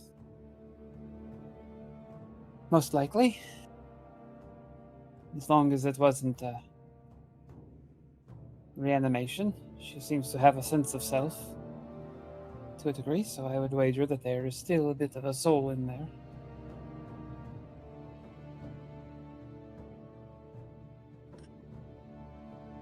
Curious. I could tell by the way that she is as a person that she definitely has one. I don't doubt the fact that the people in this party have a soul. And everybody seems to be helpful when needed. All right, well, since Cleo's gonna be watching us while she's awake, sleeping, with her live dead eyes or whatever the hell it is going on over there, I'm just gonna get in my tent here. It makes you more comfortable. You can just say that I'm very alert. I'll sit some with you, Cleo, so you don't have to sit alone. Thank you. when I get in my tent, I'm gonna pray to the change bringer. You know, I don't pray to you often, lady, but I need your damn help over here with this dead undead hell tundra you send my ass here. I don't want the dreams to be so vivid. So please, if you're gonna give me dreams or not, please don't make them too crazy. I don't want to scare any of the people here. Aren't She's gonna Karnak get in and the bed. Kiara sharing the same tent Yeah, for his pets and all that? yeah. Oh Lord. Okay. Wait, what was that? That night, Kiara, same as in the fight there that you guys had. A dream comes to you of a small village buried in snow. But again, can't make out any more details. Karnak, at some point in the night, you kind of glance over, and you see Kiara sort of tossing and turning in her sleep. Every once in a while, her eyes open, and you just see brilliant golden orbs where her eyes usually are. But as she blinks a few times, they're gone and back to normal. He's gonna poke her. Slow In the deliberate. middle of the night, Poke. What are you Slowly doing? wake up. Do your eyes normally glow while you're asleep? I mean, I wouldn't know if they glow in my sleep since I'm sleeping. How would I know? But Well, your eyes were glowing in your sleep. Are you okay? I know that I feel fine. Did it hurt you? The glowing eyes? No, it's actually kind of hot, but are you okay? I'm fine. I'm just having these damn dreams. The same one with the town and the house and it's under the snow, and it's like constant over and over. I know I'm not the smartest guy, but do you want to talk about it? Maybe talk it out? Maybe get some more insight? Yeah, I mean, I've been having these dreams for a while now. Normally, they kind of calm down when I go in the direction they want me to go in. So it's just gonna get worse until I get to this town. I might not even be able to sleep a couple of nights because it'll just be overloading my brain. But you don't know what town it is. No, it's here in this damn fucking snow wasteland that we're in. Well, I've never seen it before. I mean, I'll help you find it if you want. I appreciate that because I won't be able to sleep, and then if I don't sleep, I get kind of exhausted. And then I won't be able to help you all. So Well, you need to get some sleep. yeah. Does Karnak have any like recipes or dishes for like calm sleep food or anything like that? I doubt it. But I don't know. You tell me. It does. Well, you tell me this. Does Karnak ever need help falling asleep himself? not when he's getting right? petted. No. Yeah. Well, that's Sure. the thing. Yeah, Is there I any help him out? is there any comfort food that you remember that you like? Beignets. I don't think we can make that here. We don't got no oil. We don't got no dough and stuff. They're like donuts. I know you know what donuts are. I know what donuts are. Mm-hmm. They're a little Roderick's pretty different. smart. We could probably get together and figure out something. He's probably gonna make me beignets out of some fucking bird he finds in the snow out there. I'll or make squirrel or I'll something. need help making the thing. All right, so task for the morning. Task in the morning. He's gonna approach Rodri and anybody else who has like building expertise and talk about making a oven to make some beignets for everyone. Sounds good. First of all, Air, you yourself, like you said yourself, you and Cleo have very different circumstances. Air, you still yourself do need sleep. So you can stay on the first watch, I believe, with Cleo, but afterwards you gotta get some Z's. Yeah, she stays up with her. Like I said there, she's up, then eventually just passes out leaning against her. Okay, in that case, Air and Cleo, perception roll for the first watch, and then Cleo, 3 more perception rolls for the following 3 watches. Kalis will join on one of those watches. Which one? Uh, 2, 3, 4. let's do 4. 4. Okay, go ahead and make a perception roll itself for the last watch. If anyone else wanted to join, we have 2 and 3 watches left with Cleo. I'll do 2. 2. Okay, I'll do 3 since I'm not doing any spellbook stuff tonight. sounds good. Sounds good. Go ahead and roll me perception rolls, gang. Anyone who's watching.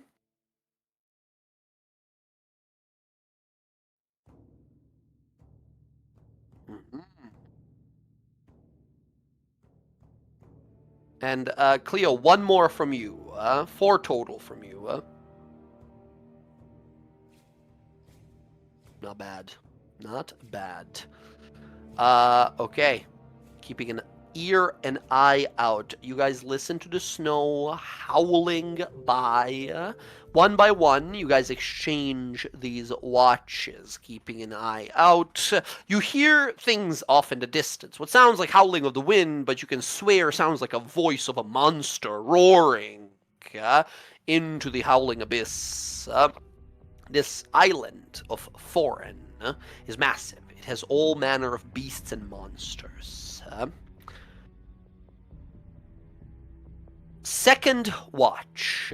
Who's up with Cleo? It was me. Ayla and Cleo. Sorry. Kiara and Cleo.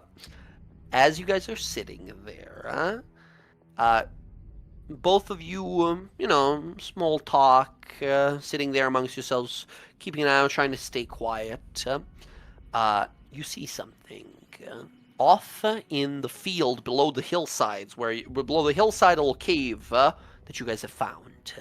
You look out and you see something wandering through the frozen wasteland slowly. A massive beast, a mound of a body. It almost looks like a moving anthill from this distance. Two what look to be massive spikes emerging at the front of its body, and some sort of silhouetted in the darkness here, a gigantic tentacle that is moving in front of it. As you both kind of glance on out, on a natural 20 from Cleo and a 16 of Kiara, for a moment you think just oh god, it's some sort of horrible abomination. No. You see what looks to be a mammoth, a massive fur-covered elephantine beast that is slowly wandering the wasteland here. On a 26 here, even Cleo, you see a bit of a limp to its movement.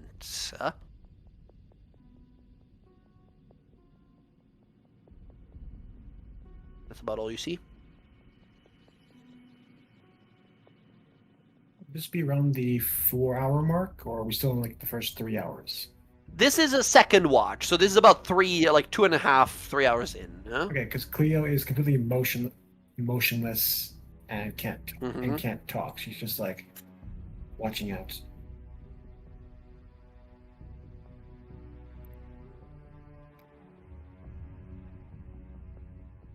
Mm-hmm.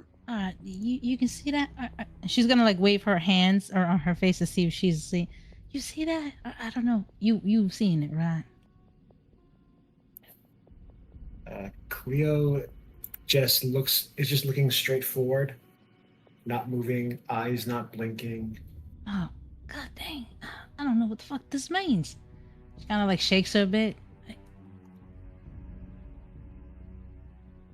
Do I see her eyes flicker at all or anything, or is it just she just still? I think when she straight? shakes you, Cleo, you sort of come out of your kind of dissociative stupor, to call it, right? As you sort of You are alright? actually awoken. I look up at Kira. Oh, is something wrong? You don't see that thing wandering in the tundra? I saw it. Why are you talking? We're sleeping. I saw Kiara. When I go into the state, I can't talk or move. but I see everything. All right. Well, Now I need another 4 hours. all right. Well, now I know that you see everything, but you just can't talk. All right. She'll prop her back up on the wall. I guess just stay right there then. She's just gonna start dancing in front of her. It's okay. You It's Yeah, I'll help entertaining you. her. I'll play some music to put you back to sleep. I'm sorry. It's okay. You didn't know. That's just how I am. Both you can glance over and just see this mammoth slowly moving, eventually sort of disappears into the ice storm. I never seen anything like that. That's crazy. Cleo's unresponsive.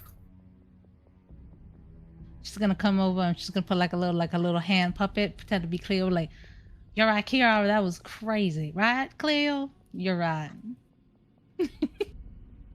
Keep yourself entertained. Hell yeah. Yeah. Very good. The rest of the watches go entirely uneventfully as the morning arrives. Following day, you guys do your best to keep track of where you need to go towards Cyrilnia here. I need, again, Cleo has the highest likelihood, highest bonus here of working well, but we saw last time that bad rolls can happen even with advantage. Keeping the mountains to your left here, there is still a chance you might walk into a canyon that you exit from in a different direction or end up in the mountains deeper by mistake in the snow.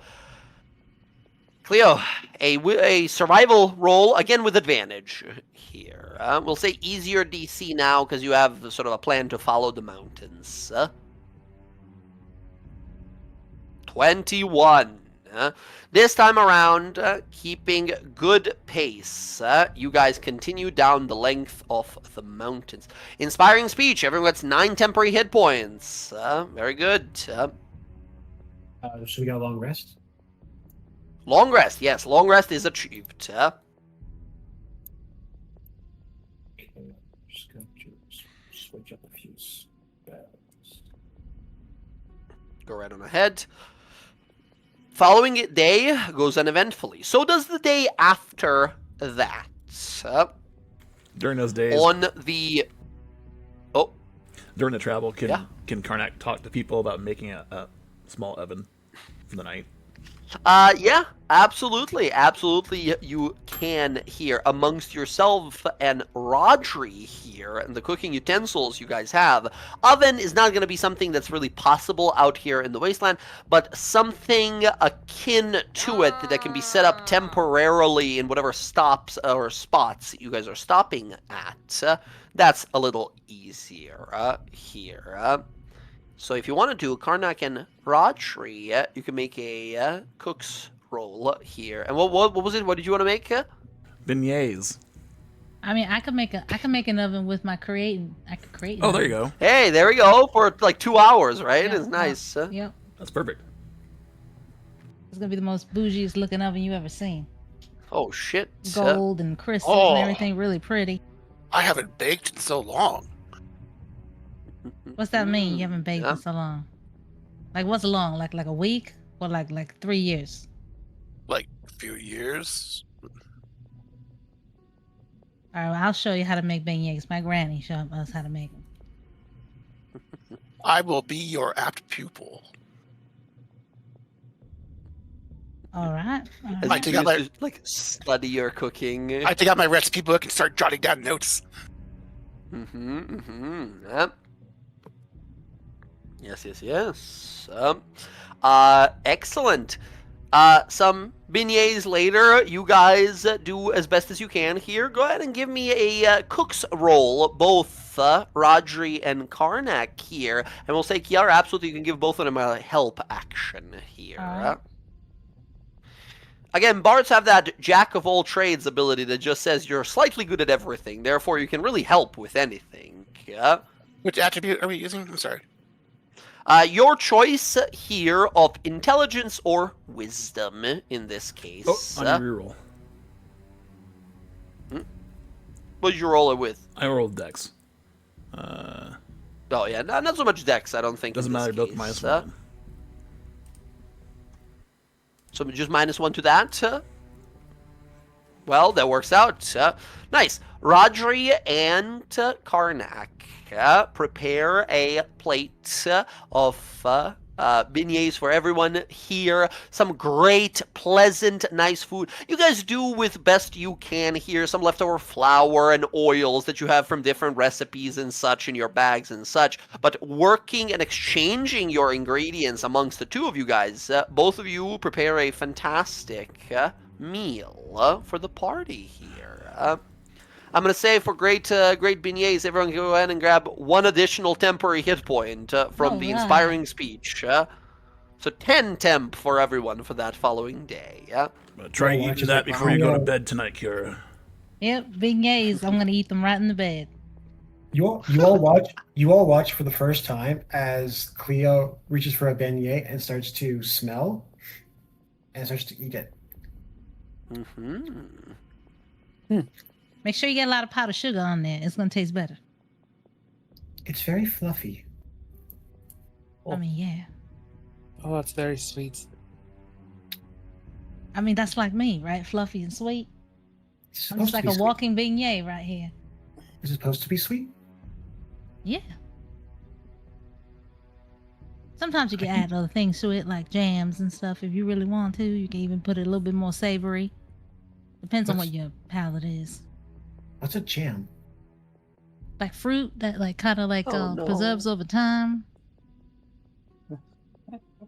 Air's off on the side, like trying to brush off some of the sugar. Like, Too sweet.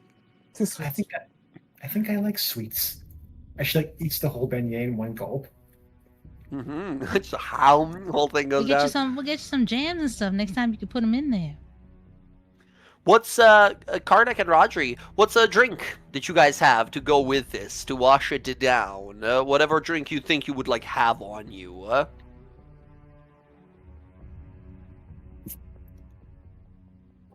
I sold my wine bottles, so I don't really have a lot. I don't either. Like, we have found If some you wanted to berries have and some stuff. like mundane, non-fancy bottles of some stuff, you guys can always say like, "Hey, I have a bottle of beer on me." That's fine to say. That's totally cool. I was thinking like a bottle of like some kind of fruit drink from Borcroft. I think Rodri would have some bottle of wine he could use to cook stuff in. Gotcha. Yeah, some wine, and Karnak probably grabbed like a costly, barely a copper back in the small village. It would be some sort of like a forest berry fruit that's like kind of Like a blackberry ground juice? down and drained, something like that. Yeah, like a wild berry juice or something like that. Hey Jay, Yes. as Cleo is eating this beignet, does she get any like feelings of familiarity? Not necessarily here. The sense of sustenance doesn't really hit you. Like, you didn't feel hungry to begin with, so you don't feel full after you're done. But there's something very odd as you like enjoy the food for the first time. There is a sense of not familiarity, not with the food, but someone. Eating this sweet food, these sweets, makes you feel like you've shared sweet foods before with someone. That someone was important to you. But that's it. It's a vague feeling. You all, if anyone's watching Cleo, you'll see a single tear roll down the side of her cheek. Are you Oh, all right? Oh, I don't know. Crying. the first time I had a beignet, I cried too. No, I don't know how to describe it. It feels like I've shared this kind of food before. Well, Hmm. two happy memories then. Is it a happy memory?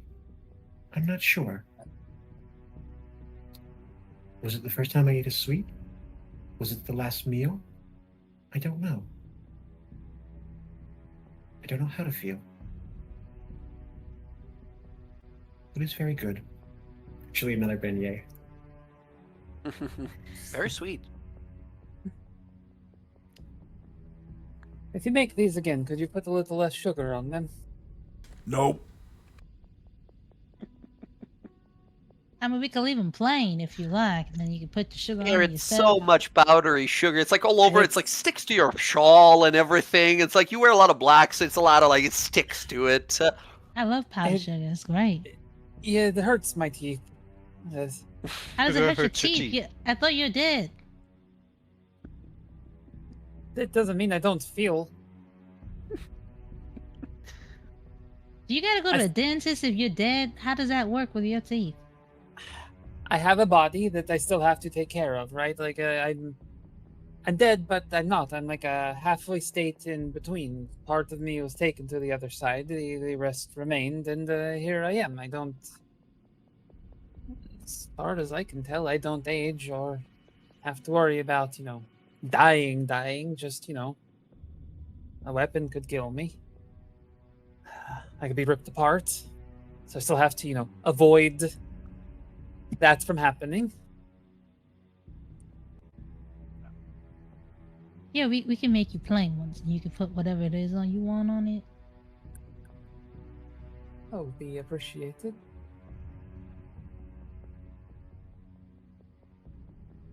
I'm and like you see her like she like thinks for a moment, then she stops and she looks up and she smiles. I'm being smiling. nice. I've smiled before, I thought.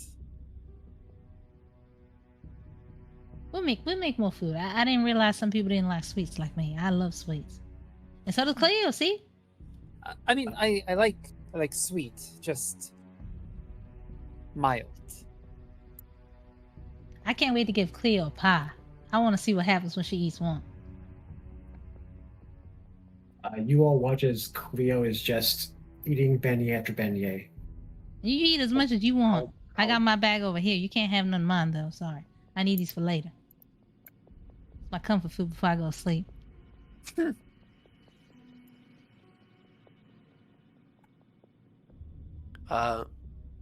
Rodri, does Rodri try some of his own cooking here, or is he more so intrigued by the prospect of creation of it and the crafting of this meal?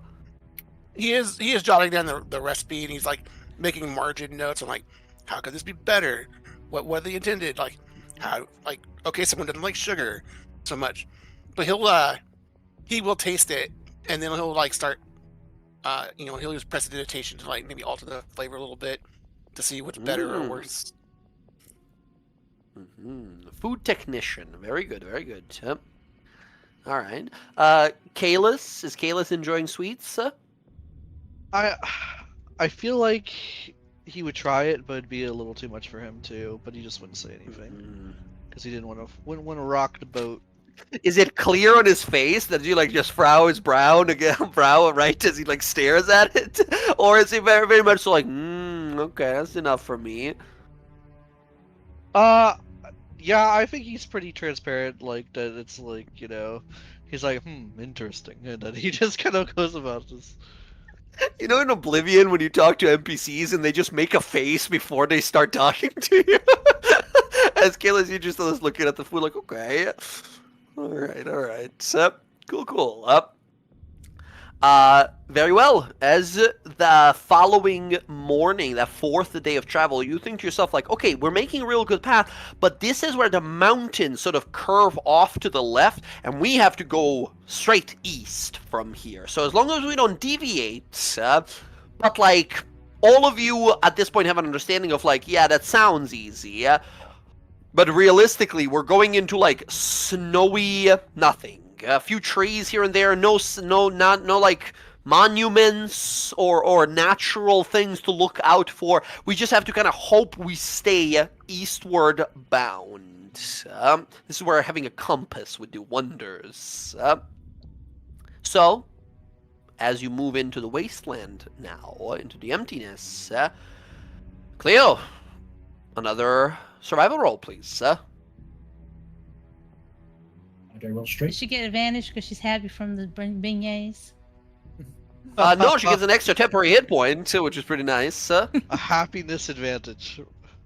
Happiness advantage, but advantage from air here helping, again, seemingly having ties to a lot more snowier parts of the world.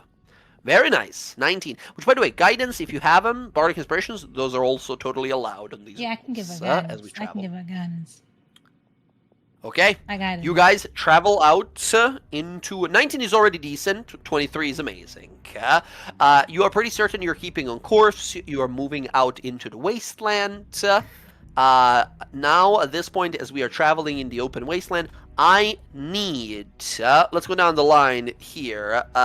Jess, Rav, and Darren, can I have a D100 roll? These are encounter rolls. Once again, we're playing in a bid sandbox, which means sometimes some things might just encounter us. Maybe we come across their path. Maybe they seek us out directly. Let's see if anything does as we travel. Okay, low is bad. So, as we venture on out, we travel for about 2-3 hours into this day. You think to yourself, like, okay, we're keeping our course, things are going good, things are going great. At one point, you begin to hear something, or feel something familiar. The ground starts to rumble, as all of you now immediately look at each other like, oh no, not again, as you feel shakes to the ground. But then you hear something. Boom, an impact of some sort, and then a shriek, a loud, sort of screaming, kind of horn-like sound. As you turn and look, as behind you, a massive beast breaks through some of the foliage and runs out, slamming into a pillar of stone, a small hillside here in the frozen tundra. You all see a massive mammoth, heavily bleeding from one side of the body, running forward. This wool and fur-covered mammoth creature has what seems to be a saddle on his back, large enough to fit a giant. However, smears of blood are the only things atop it. The mammoth charges forward and slams into one of these hillsides, stumbling backwards and falling onto the ground. As it does, all of you hear a sound. Something above. Beating of wind, blasting downwards. Does anyone here speak Draconic language? Oh, Yep. fuck. Yes. I do. Excellent. All of you who understand Draconic, you hear a voice, a shriveled, sort of, kind of pitched voice that says, "No more running. The hunt always so fun, but I'm getting bored of you. Bled too much, you'll die of your wounds, and what's the fun in that?" As you guys see a creature perch itself on a hillside nearby, looking towards this mammoth. It prowls on great clawed feet, the powerful muscles of its body rippling white, rippling white scales beneath shrouding bat-like wings of leathery gray that fold behind it slowly. These little small, piercingly blue glowing eyes above its fang-filled mouth have all the menacing hunger of a pure predator, like a tiger.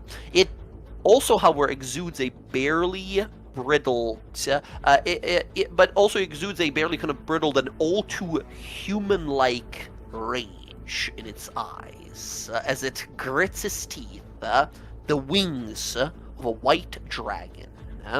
No, not the one that you've heard about. You don't think so, at least.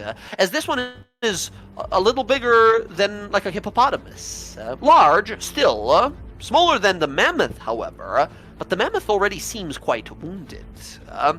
Limping as it was moving.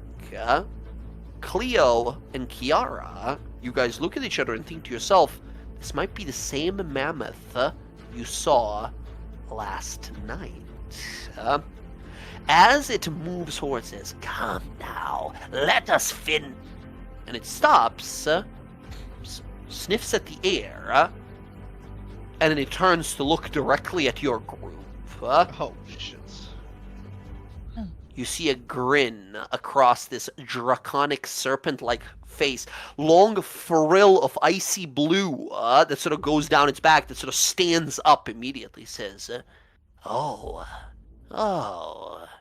new prey, new toys. How fast can we get that rope out so that we can get in the hole and hide?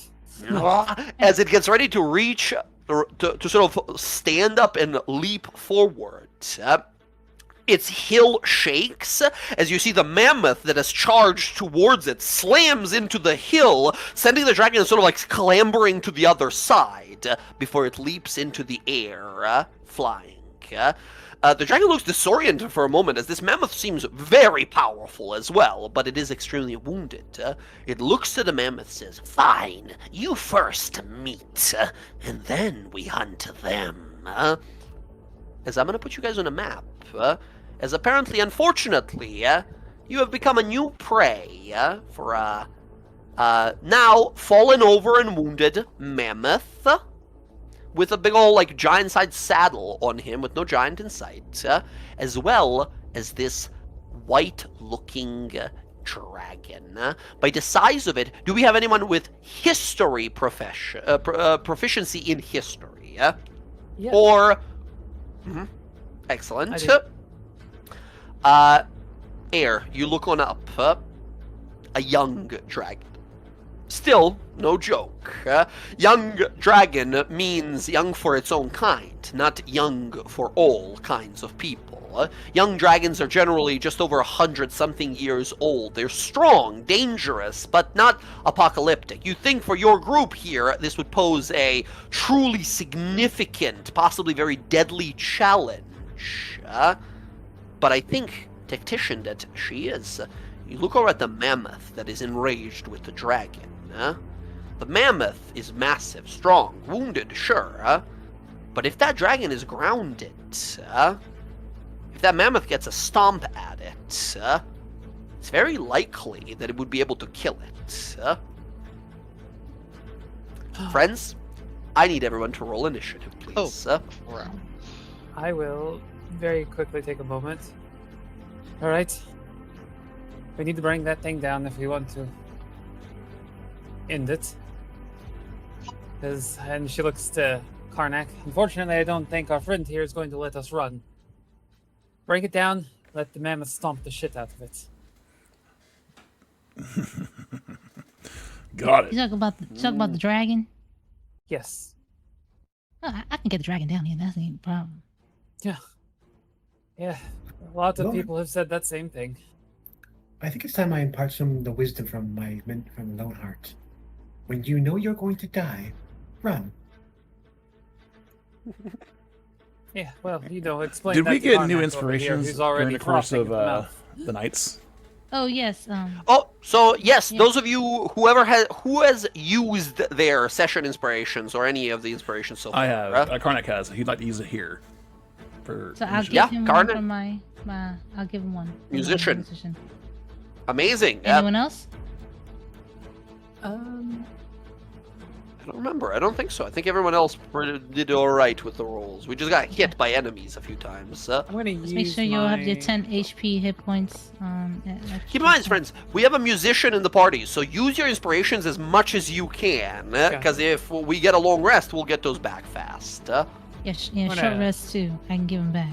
I'm gonna Yeah. use one to reroll initiative, see if we can get it better. Yeah. Go right ahead. Rerolls on initiatives. 2. points better. Not the greatest, but better, you know.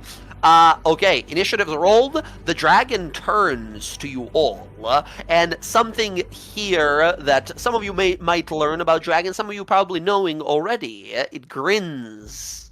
These sharp, razor sharp, icy kind of icicle-looking teeth.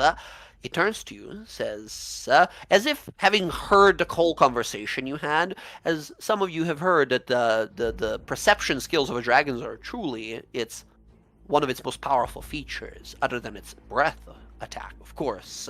It turns to look at you all, says, please, do run. That's what makes it all the more fun. As it begins to crawl down and then leap up into the air. Okay, friends, as initiatives are rolled, as all of you gather your things, everyone, go ahead and move yourselves up to your movement speed before this combat begins, and then we're going to take a 5-minute break here, get some snacks and drinks, and then jump right back into this. Question, DM. Yes. What direction is the outpost we were heading to in? You're going to the map right, aka east. You guys were going from left to right of this map when this mammoth ran from the north, and this dragon is apparently chasing it down. So the outpost is in that direction. But another 2 days that direction. Okay, just wanted to clarify which direction we're going. Yes. Could you darken the grid? Oh, it's hard to see. Right. Let me do that. It is a white grid on a white map. White grid on a white map. Let's change it to just black. Is that better? That helps. Okay, perfect. All right, friends. You'll see there's some places for elevations, a lot of places for hiding, a lot of light that can be used around and such. Let's go ahead, move yourselves where you need to move yourselves as this dragon is looking to you, and you see icy mist and black shadow falling from its mouth here. Again, Air, with proficiency in history, looking at it, young dragon, but not a normal white dragon. It seems altered in some ways, a little different than what you remember these to look like. Perhaps being out here in this area, this magically enriched place, has given it some nasty surprises for you to discover. We'll have to discover more on that in a few minutes. Friends, take 5. Snacks, drinks. I'm gonna go get some coffee first.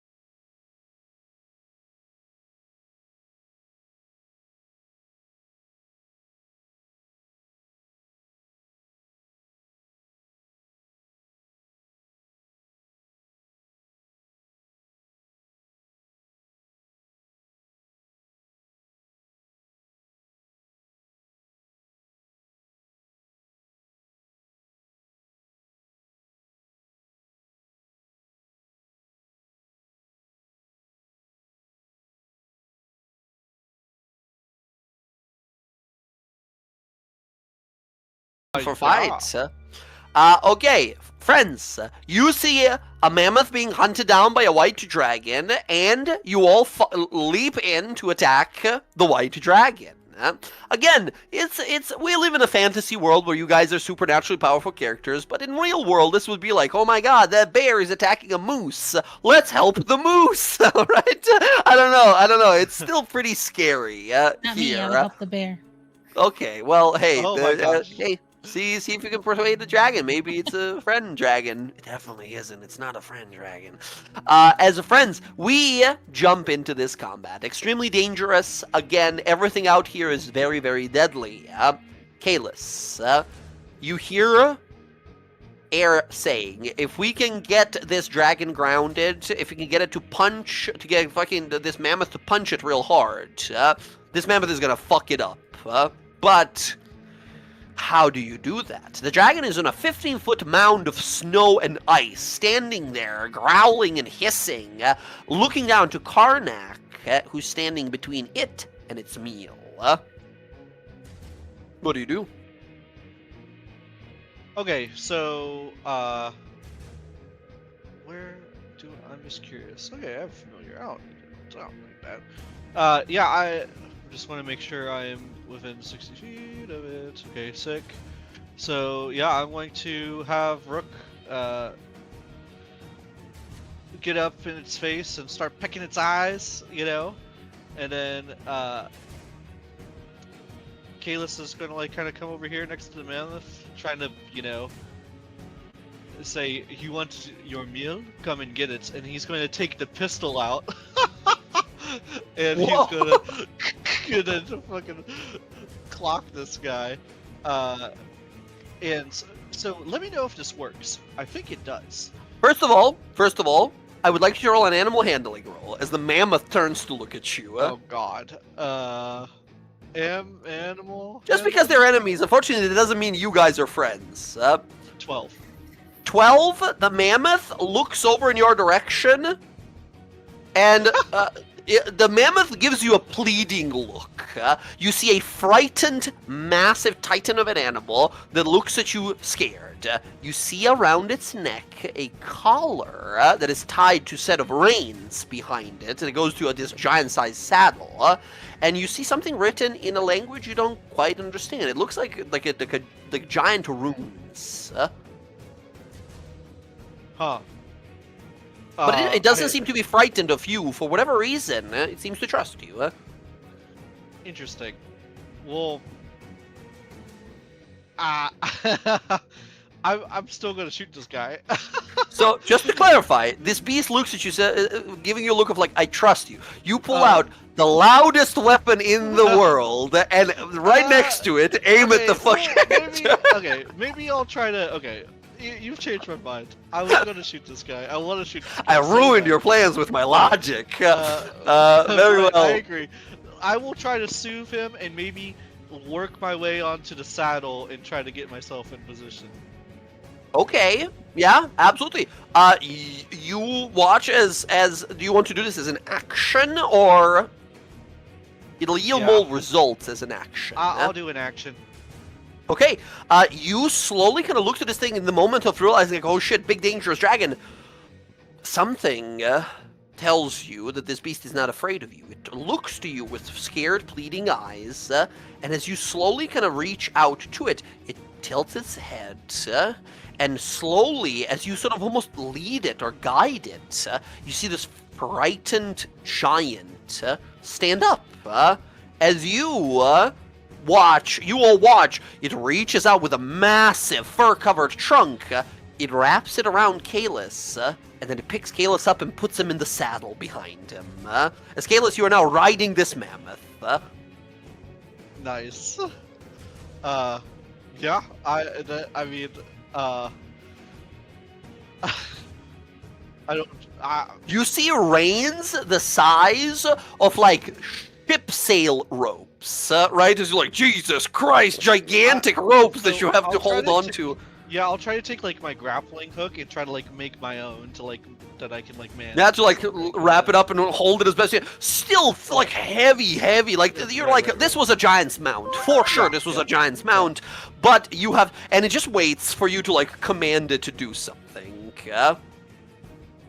I mean, I'll shout at the dragon and it's like, "Come get your meal," you know. If you dare. The mammoth whips its head around.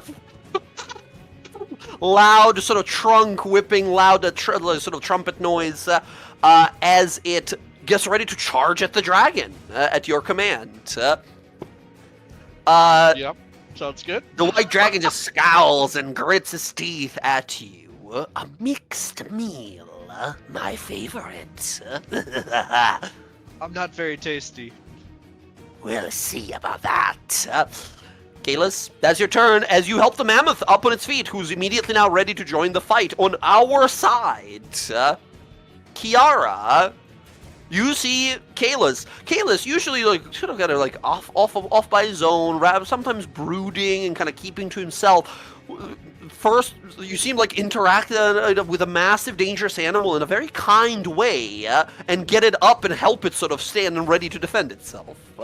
It's now your turn. She sees this dragon and oh man. Okay, she's gonna go right where this tree is. She wants to try to like away from the eyesight of this dragon. Like how bushy is this tree? How what? Bushy? How bushy? Yeah, like can you see It's like a pine tree. It's like a pine tree, so you would definitely have like 3/4 cover. It probably knows very well that you're there, but it would have a hard time like throwing something at you. Okay, she's gonna take out that coil crook staff. Mm-hmm. And she's gonna try to build a rope trick right here, just in case shit gets real bad. Yes, good call, good call. You grab the coil and pull down as an invisible trapdoor boom opens as the coil unfurls into a thing of rope that you can now climb 10 feet up. And she wants to try to put it like somewhat in the tree so that way it's not obvious. Mm-hmm. You know, Okay. like they're climbing into a magical tree. Like you know. Yeah, so it seems it's like they wouldn't guess immediately that you're up there. Yeah, Gotcha. And then she's gonna run out. Oh, she can't. I think I could see air here. I don't know if it's considered out of line of sight. I'll give air bardic inspiration. Remember, they need to hear or see you. So Okay. even if you don't Yeah. see them, if you sing, they'll know. Yep. Air, that's an inspiration for you. Perfect. Very cool. Kiara, this dragon whips its head around. I believe that's your turn, correct? Yeah, movement, action, bonus action. Yep. An action bonus action. Let me see if I have a little. What's the name of the spell? Sorry, I forget. Rope trick. Rope trick, right? I was like secret room, safe space. That's not it. Let me see if I have one to just sort of put on the map there for you to set up. But if not, you can just put a little X there. Oh, I do. Check it out. I have a little thing for rope trick. It looks like an animated snake rope thing. Oh, so doing this is a staff's bonus action to loosen it. So I couldn't give her bardic inspiration. So you speak the staff's command word as a bonus action. To turn it into a rope, I think, right? Not to actually use the... Let me check, but I'm pretty sure. Coil crook. There it is. So bonus action, you can magically loosen it and turn it into 10 feet of rope. You can use the staff to cast a rope trick with it. So if you want it to be a rope, that's a bonus action. But otherwise, you reach up, you pull the door down, and the rope now you use to just climb up. Okay, yeah. Okay, so she's going to stay there. Yeah, so that's my action, bonus action, and movement. Yeah. You have the control of that little rope trick, little squiggle there, so place it wherever you want it to be, Okay, there is a magical rope trick room there, friends. Anyone who can make it to it can climb up and be in a pretty damn safe space, honestly, yeah? Okay, Kiara, at the end of your turn, the dragon whips its head around, says, What is that? What are you scheming? Doesn't matter. And as it says it, a bolt of ice shoots out of its mouth. Kiara, from the tree, you have 3/4 cover as it uses its Ice Blast legendary action to shoot you. Kiara, even with half cover, even with +5 to AC, I think that's still going to hit. Yeah. A bolt of ice slams into you, almost sending you to the ground for 14 cold damage. Karnak, we now go to you. Karnak, Bad choice. You heard what Air said. I'm right here. Karnak. Yeah. Karnak, this thing is too high up on the hill for this mammoth to hit it. You not only need to somehow, hold it down so it doesn't just fly away, but also place it in front of the mammoth that is coming up very soon. Quite a complicated task. And you said it is 15 feet up? Rook is helping. Rook is helping. So Gotcha. So is Garant. Karnak is going to move his 10 feet and jump behind it. You, with your boots, leap all the way up behind it. And then he's going to make his attacks. Should have Okay, worried about go me right ahead. first.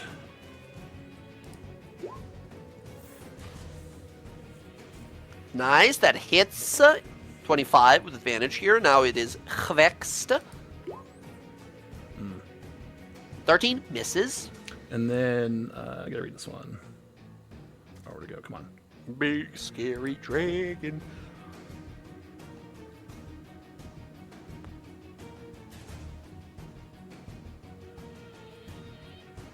I'm going to use the shove option for my unarmed strike. Ooh, nice. Okay, that is going to be your athletics roll versus its athletics or acrobatics. It's going to go for athletics. 21. 19. It won't be shoved.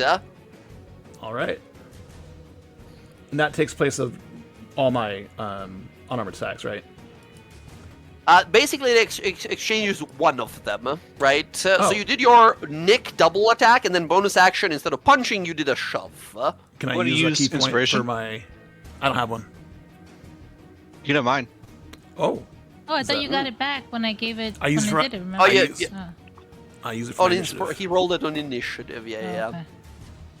But mine. Kalis is passing his. Remember, Zach, it's not the human Yes, one. not the You human, and the correct. humans. Yes, I haven't yes, used yes. anything. I haven't used anything. Gotcha. Karnak, go ahead and one more roll. It's a difficult task. 21 to beat, but give it a try. Yeah? 14, not gonna do it. You can't push this thing like a glacier. It sits there. All right, can I take my extra attack? Can I use a key point for the second flurry of blows? Is that- Flurry of blows, yes. All right, key point's done. 16, close but misses, unfortunately. Yeah. Okay, Karnak, there's not enough space for you to stand there. You're just in the open because you leapt into the air, but it's standing on a pillar, right? So you have to fall past it. You need to give me a dexterity saving throw to either land on the side of the hill and safely slide down, or you go flying past it and he gets a attack of opportunity as you sort of jumped, attacked, flew past it. Okay, which one? Dex save. Dex save. 11. You don't catch the ground. Instead, you're going to land over here. You're going to land safely because of your boots, but the creature is going to get a slash at you as you fly by. 26 for 13 damage. Temporary hit points. Remember, one extra from from the food. All right, Got it. Karnak, that is going to be your turn. We go to this mutated white dragon. It looks around at all the familiars around it, annoyed, and then looks to the mammoth, says, "This one is mine first." It leaps through the air. It is going to float about 10 feet off the ground here. And Kalis, you watch as its mouth fills with ice and shadow, which it then erupts forth at the mammoth and you.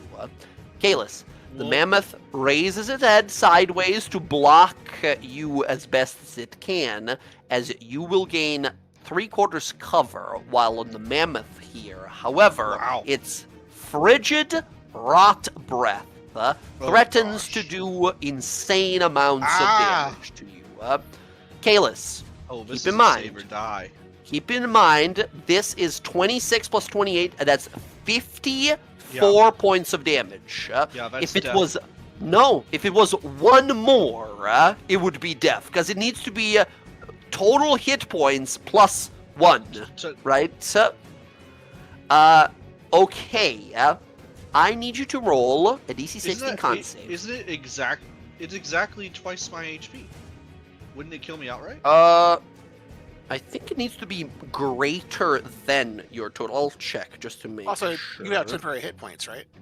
Also, you have Sure, temp, yeah. so you can't. Yeah. Yeah, it's not going to be. But I'll check that. I think I you was might be curious. right, but I gotta Okay, check so that. con save. Con save is 16. You get a +5 bonus. Oh, I needed it. 17. Oh, you needed it. The mammoth fails by 1, unfortunately. Oh my god. The mammoth has 2 hit points remaining. As Kalis, you feel this mammoth lift its head to sort of protect you here, as you seem to have helped it. Kalis, you succeed. However, you take half damage here. Instead of 54 points of damage, which, by the way, you are right. I'm looking at it right now. It needs to be twice the amount of your total hit points. That's right. I always assumed it needed to be. I always assumed it needed to be more than twice. So I always added 1 extra hit point, right? But no, you're right.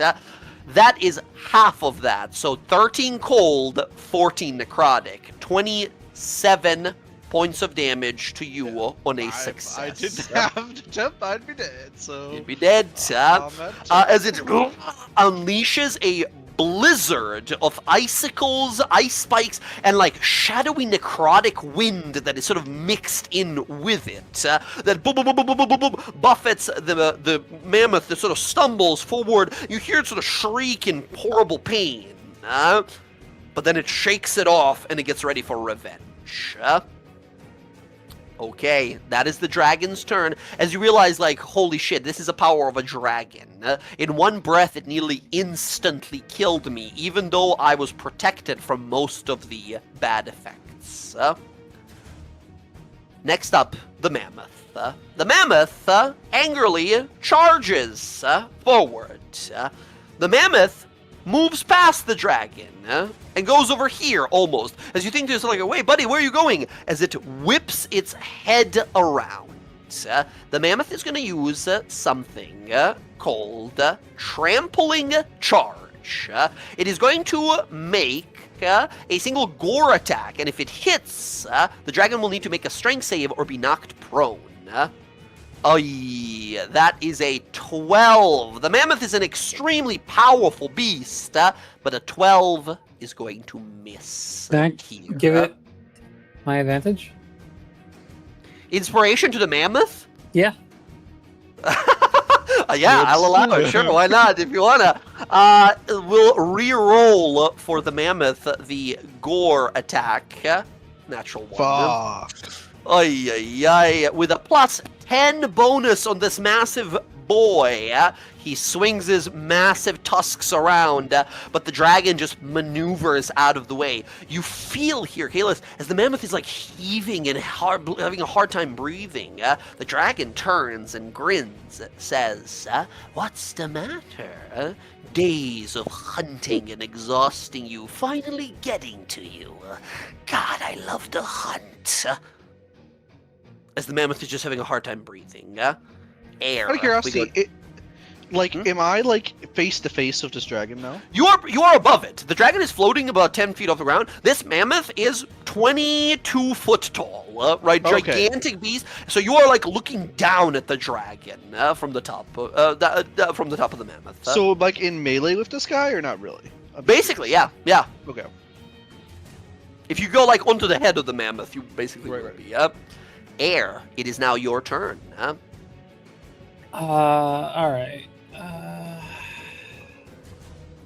The mammoth's not going to be able to take any more of those, and if that mammoth goes, we're next on the menu. Yeah, I'm gonna. Acid's gonna shoot down here. And then Acid and I are gonna run 5, 10, 15, 25, 30 over here. Okay. Send Acid a little bit off over that way, so she's kind of safe. Okay. I'm going to cast my Baleful Interdiction on the dragon. Dragon. Mm-hmm. And then Excellent. for my action, just in case I end up needing this, Again, you feel the Twilighter pulse with energy. I'm going to invoke Authority. Oh. And I'm going to activate my Devastator. Jess, what the hell are you talking about? These all sound made up. What are you talking about? As an action, you can cause your seals to flare with hellish energy. You deal an extra 1d6 necrotic damage with your melee weapon attacks while your seal remains on a target. Ooh, interesting. So as long as you don't activate it, you can have extra damage. Risky. No healing, but extra damage. Very well, very well. Yep. And so it's basically like my channel divinity. So from what I understand, and feel free to rule this however you want. With this active, even if I consume the seal, if I put another seal on it, the It'll effect just resumes. like restart, unless it specifies in the ability, like unless you use the thing, it stops. Yeah, it doesn't say that it doesn't. It doesn't say that it goes away if there is no active seal. It's just I assume it just turns off until another seal is active at that point. Presumably, yes. That's the easiest way to understand that. Okay, Air, I believe that's you. Yep, that's my turn. Okay. Next on up, the dragon is going to use its one legendary action here. It looks at people around here. It looks past the mammoth, and Air sees you there charging up your like necrotic lance weapon that you have. It scowls and says, "Not so fast," and shoots one of those ice blasts at you. You are behind this mammoth. You have 3/4 cover, so +5 to your AC. That's a 21. It's Which I believe 21 misses. exactly. Oh, right, because you're two-handing a weapon right now. Unfortunately, that is going to be 6 points of ice damage. Massive ice blast. A giant chunk of ice just slams into your chest, almost sending you backwards. You kind of skid 1.5 feet backwards. 6 or 16? It sounded like you said 6. Oh, sorry, 1/6, right in there. Okay, that's fine. Yay, temporary HP. Temporary HP! Okay, Air, that was at the end of your turn. Rodri, it's not going so well so far. Karnak, don't die, but go do your thing. Who flies over to Karnak, lands on his shoulder for a second. I wonder if this is going to work or not. We're going to find out. Oh. Cast Spider Climb on Karnak. Nice, okay. Karnak, you have an ability to climb vertical surfaces. And generally your feet sort of just stick to everything you want them to. Sweet. Okay. Thanks, Who. This, like, you don't know about Roger. Roger seems to have some magic, but Who is a really powerful spellcaster? Yeah, that's great. I just don't have any bonus actions for this character. I mean, that's a wizard until later levels. That's just the wizard class. Yeah, I'm gonna go hide behind this rock over here. All right. Yeah, get some cover. Very good, very good. Okay. That said, Cleo, it's your turn. Okay. Cleo is really weighing the situation right now. She just almost watched Kalis get killed in one swipe. Just like that. She looks at Air and Are we doing this?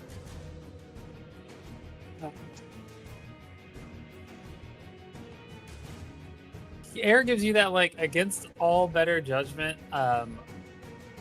These idiots will probably die if we don't.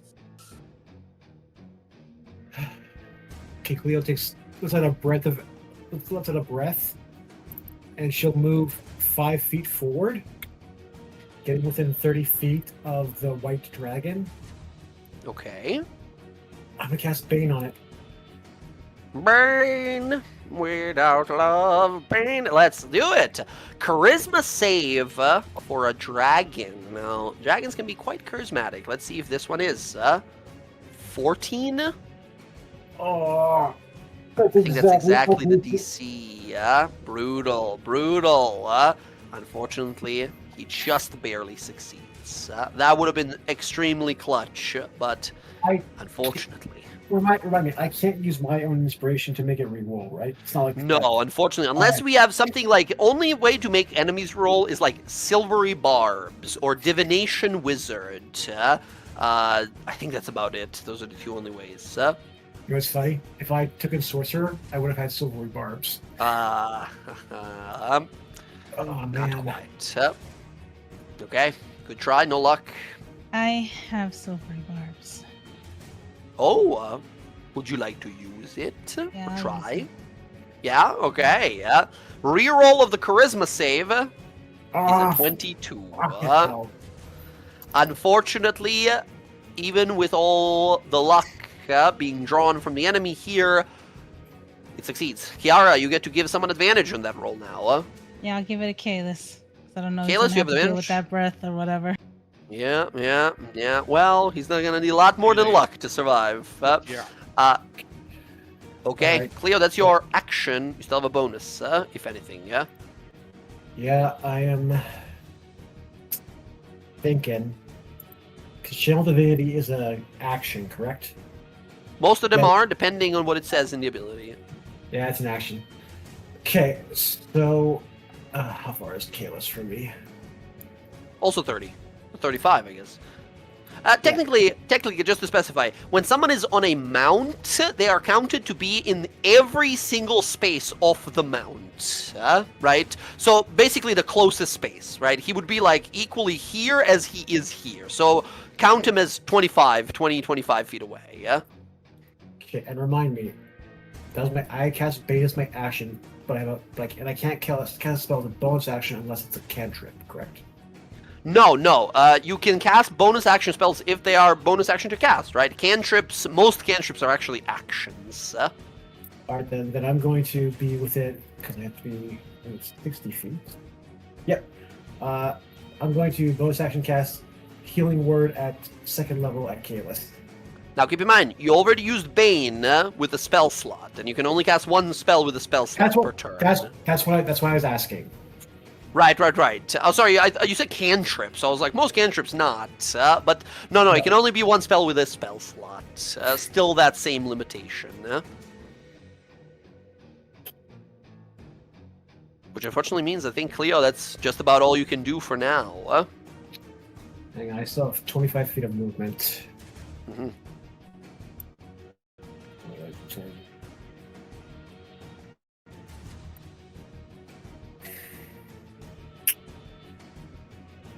You definitely saw the dragon release that big cone of ice and death in about a 30-foot cone. Yeah, I know. I'm just trying to see if there's any cover I can get to. Go ahead and spend your... I was going to say, go ahead and spend your movement, since it is the only thing you've got left for now, while we go over to Kalis, while you pick out a good fortified spot. That might be the best one there. Kalis, we go to you. This felt like a brave, heroic moment for a second before you are harshly returned to reality of your life, which is every good deed goes punished, as both you and this mammoth are nearly deathly injured. The mammoth is on its last legs.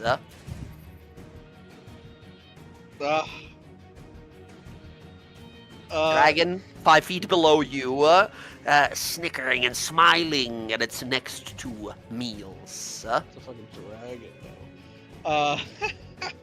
Yeah. I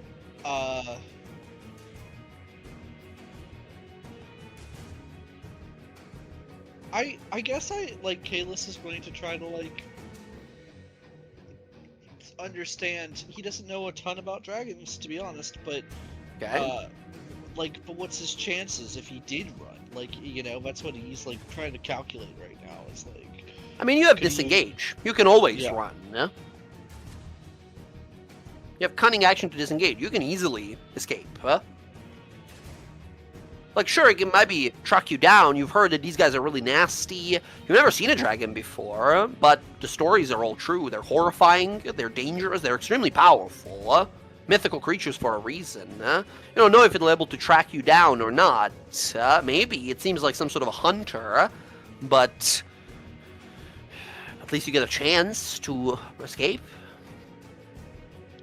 I'll take stock of the allies. Fight or stay, fight or run.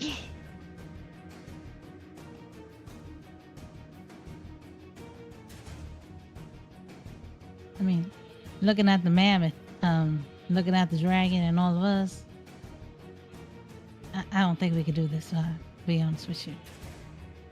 What was that? I can't hear you over the howling of the wind. Get the fuck off the mammoth, you fucking crazy. Let's go. It's gotta hunt us when we leave. Hey Jay, Hmm. remind me, how long can we stay within the extra-dimensional plane of the rope? 1 hour, if I remember correctly.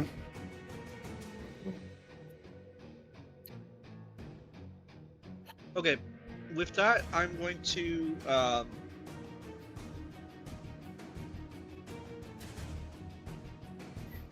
attack it with Okay. my weapon, booming blade, the whole deal. No longer blessed. Let me check that. Okay. I have advantage from Silver barbs. Yep. Here we go. 22. 22 hits. That is 16 points of damage. Solid blast to it.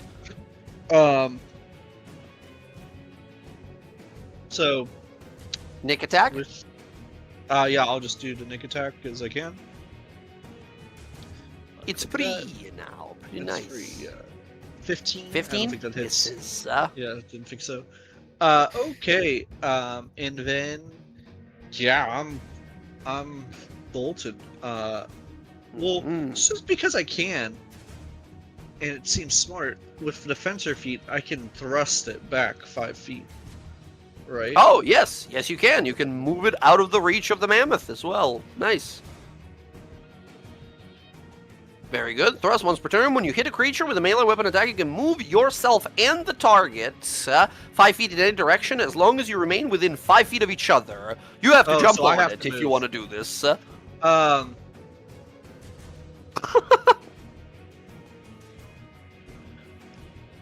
mean, I want to get off anyways, Okay. and maybe it gives the mammoth a. Well, the dragon goes before the mammoth, right? Fine. Yep. Yep. Just Yep. noticed it. It's just very It doesn't wounded matter. It doesn't right matter. now. So I attacked it. I can go. So I'm Okay.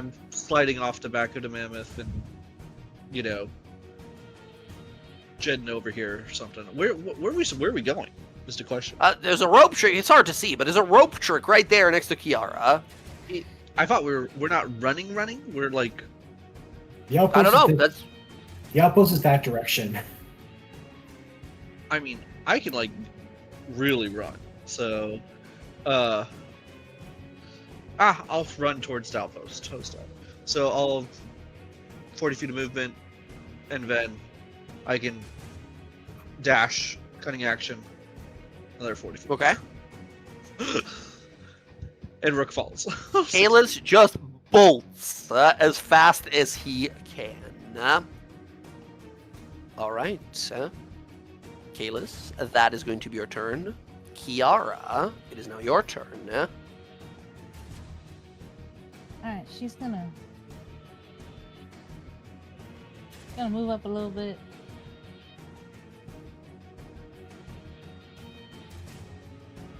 She knows it's probably gonna make this safe, but she's gonna move up a little bit. Hmm. And she's gonna cast Dissonant Whispers on the dragon. Oh shit. A wisdom saving throw, I believe. Yeah, but I'm gonna boost it up to level 2. 13? It says when it goes up to level 2, it has. It's hold on. 15. It fails. Holy. That means you do extra damage, first of all, because you upcast it to level 2. So that's 11 points of damage, and the creature immediately uses its reaction to move its full movement away. However, this movement, because it is a part of its reaction, does provoke attacks of opportunity. So the mammoth whips it with its massive horns as it goes to leave here. The mammoth makes a gore attack. Natural one again. As the dragon flies 60 feet that way, like all the way into the corner of the map over there, immediately fleeing as fast as it can go. She's gonna look at the mammoth and go the other way. Like she's gonna point to the other direction, so that way it has to chase it, right? Like away from. Turns where to look at Kayla's you and at. starts slowly walking towards you. That way, that way. Mm, I can't take you in the damn rope trick or I would. I'm sorry. Just gives you a very sad look in I don't its think eyes. it could fit. I don't think it could fit in there. Right? No, no way.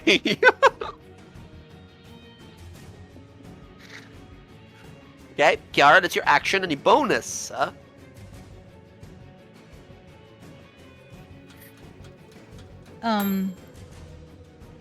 This mammoth hit so hard, and it's gotten 2, 1, and a 1 so far. No, because everything is I can't cast another spell. So Yeah. Bardic is the about only thing you might be able to do. Oh, I'll give the bardic inspiration to the. Who's coming up next? You know what? I'll give it to the mammoth to see if he'll survive. I don't know if it Yeah. will. You know what? I'll Okay. give it to the mammoth. Can't get him in the rope trick, but I'll give him a bardic. Little bardic, little inspiring words and a dance. Okay, Kiara. And the I'm gonna mammoth move is back. inspired. I'm gonna move back to the rope trick waiting. Yeah, okay, very well. Next up, Karnak. This thing is flying off super fucking far away, but it's turning around now and it's about to charge towards that mammoth. How quick did it fly away? Sorry? How fast did it move away? About 60, it looked like. Okay. Did Karnak hear everybody talking about fleeing? Presumably, yeah, everyone's loud, everyone's yelling. Okay. 'Cause he's not raging right now. So he will spider climb, run, jump over here. That's his action, or his movement. He'll take his action to give what he's got to the mammoth. He'll give him the healing potion. Just like smash it on its tusk. Sure. Yeah, absolutely. Go ahead and roll 2d4 plus 2 for this mammoth as you go to heal this massive giant. So 10. Oh shit, max. 10 healing to the mammoth. And then his bonus action will be used to shit. I don't like his bonus. I don't like his key point for that. He'll go into rage. Rage, okay. Karnak is standing his ground. All right. That's all the movement I have. That's my bonus action. Yeah, 40 feet. Okay. Action for potion. Bonus action for. Yeah, we're good. We're good. Excellent. We go to the turn of the dragon. It does not get its breath weapon back. Thank you, Uh, madam. Golf clap. You watch as it flies off, shrieks for a moment, seemingly afraid of Kiara. Like she said something to it. It flies around the bend and then whips back out and emerges from the snow beneath. Like it burrowed underneath the snow for a moment and then boom, bursts out. As it flies back. Sorry, I misexplained last time. It didn't move 60, it moved 80 feet. Not that it makes much of a difference, but it's going to appear back over here. As it rushes forward, it is going to make some attacks. Where did it bust out from? About here. So when it crosses the 30-foot mark, like right here, Okay. I'm going to use my reaction and try Let's my go. Go ahead, Ooh, immobilizing interdict. One reaction when you take when you see a target within 30 feet of you begin moving. When a target moves, you can consume the seal to cease its movement. It must make a charisma saving throw or be restrained until the end of your next turn. Again, this guy's crazy charismatic. Dragons are charismatic. Let's see it. It can roll a natural one. It can. It rolls a 19 instead, however. Didn't Chaos have like a booming blade or something on it? That doesn't That's right. Kalis, go ahead and roll that booming blade damage. Thank you for the reminder, Darren. 7. Kaboom. As it keeps moving, it gets over here. I roll a d3 to see who it attacks. On a 2 or a 3, it would have gone for the mammoth. Karnak, it's going to attack you twice, and the mammoth. Oh, my once. dinner came for me. Let's go. Hold on. Because I did consume the seal. It will Right, take because it does 6. extra damage, and you get a little bit of healing as well. Very good. Extra 6 damage to it. Your weapon powers down momentarily. Okay, it flies over here. It makes 3 attacks, as this is a deadly dragon once again. It is going to approach and make a claw attack against you here, Karnak. That's a fucking 27 for 12 damage to Karnak. For 6. 6 because you are raging. Then a natural 1 against the mammoth. Sweet. Missing. Mammoth, like I explained, had 2 hit points. You gave it 10. It had 12. 12 would have been enough to kill it there. Natural 1 misses. Karnak, then a bite comes your way. Let's go. 23, 13 damage. So 6 that's points of 6. damage. The dragon then uses its remaining 10 feet of movement to fly up. Karnak, you can make an attack of opportunity if you want. Can I make it an unarmed strike? Would you like to grab it instead? Yes. Absolutely. Go ahead and give me athletics. You have advantage now because you're raging, but the number to beat is 20. Ugh. 17 smacks you with its tail. As it goes up, you're unable to catch it in time. The mammoth get an attack. Because it's still in Mammoth's range, unfortunately. Karnak is down on the ground. Mammoth is 22 feet high, so this guy went 10 feet up. He's still within Mammoth's range. Okay, the dragon is going to stay right there, but 10 feet up in the air. As the mammoth is going to whip around and make a gore attack. Oh, Jesus. 25 for 26. He slams into the side of the dragon, doing massive damage to it. The dragon is now exactly bloodied. As it looks back to the mammoth. I thought you were dead already. Just bleed out. And it looks down, and even in this moment where it takes all of this damage, it looks into the distance and sees Kalis running. Its eyes widen immediately, a sickening grin across its toothy face. Yes, run faster. As it seems to be very much so focused on the people running. Like a cat. Very much so. Ultimate predator. That was the mammoth's turn. As air, we now go to you. This thing is still like 10 feet up in the air. Okay. Well, I'm going to call. It's not for like you have acid. reach with your weapons I or know. anything I'm like. gonna call for acid and see if I can run up and scramble up the mammoth to get enough reach on him. You sort of rushing up. The mammoth seems calm towards you guys after that interaction with Kalis. It does seem to be focusing on the dragon, as if like understanding, as if like makes you think, like, did this dragon participate in other dragon battles? What the fuck? As you approach, you see it kind of looks over its shoulder and sees you, and it lowers its massive tusk for you to use as a ramp. Then up we go. Up you go. Get into range. And Acid's gonna help me. We're gonna bonus action, throw out another interdiction on this guy. Okay. Feel me? 22 22. hits. No bless this time, I don't believe, but 20, I No. guess, hits Yeah, sorry. here. That is big damage rolls here. 24 points of damage as your interdiction activates, activating your blades, your channeled, your power. This creature is now well and bloodied. And then just for an extra little fuck you to it,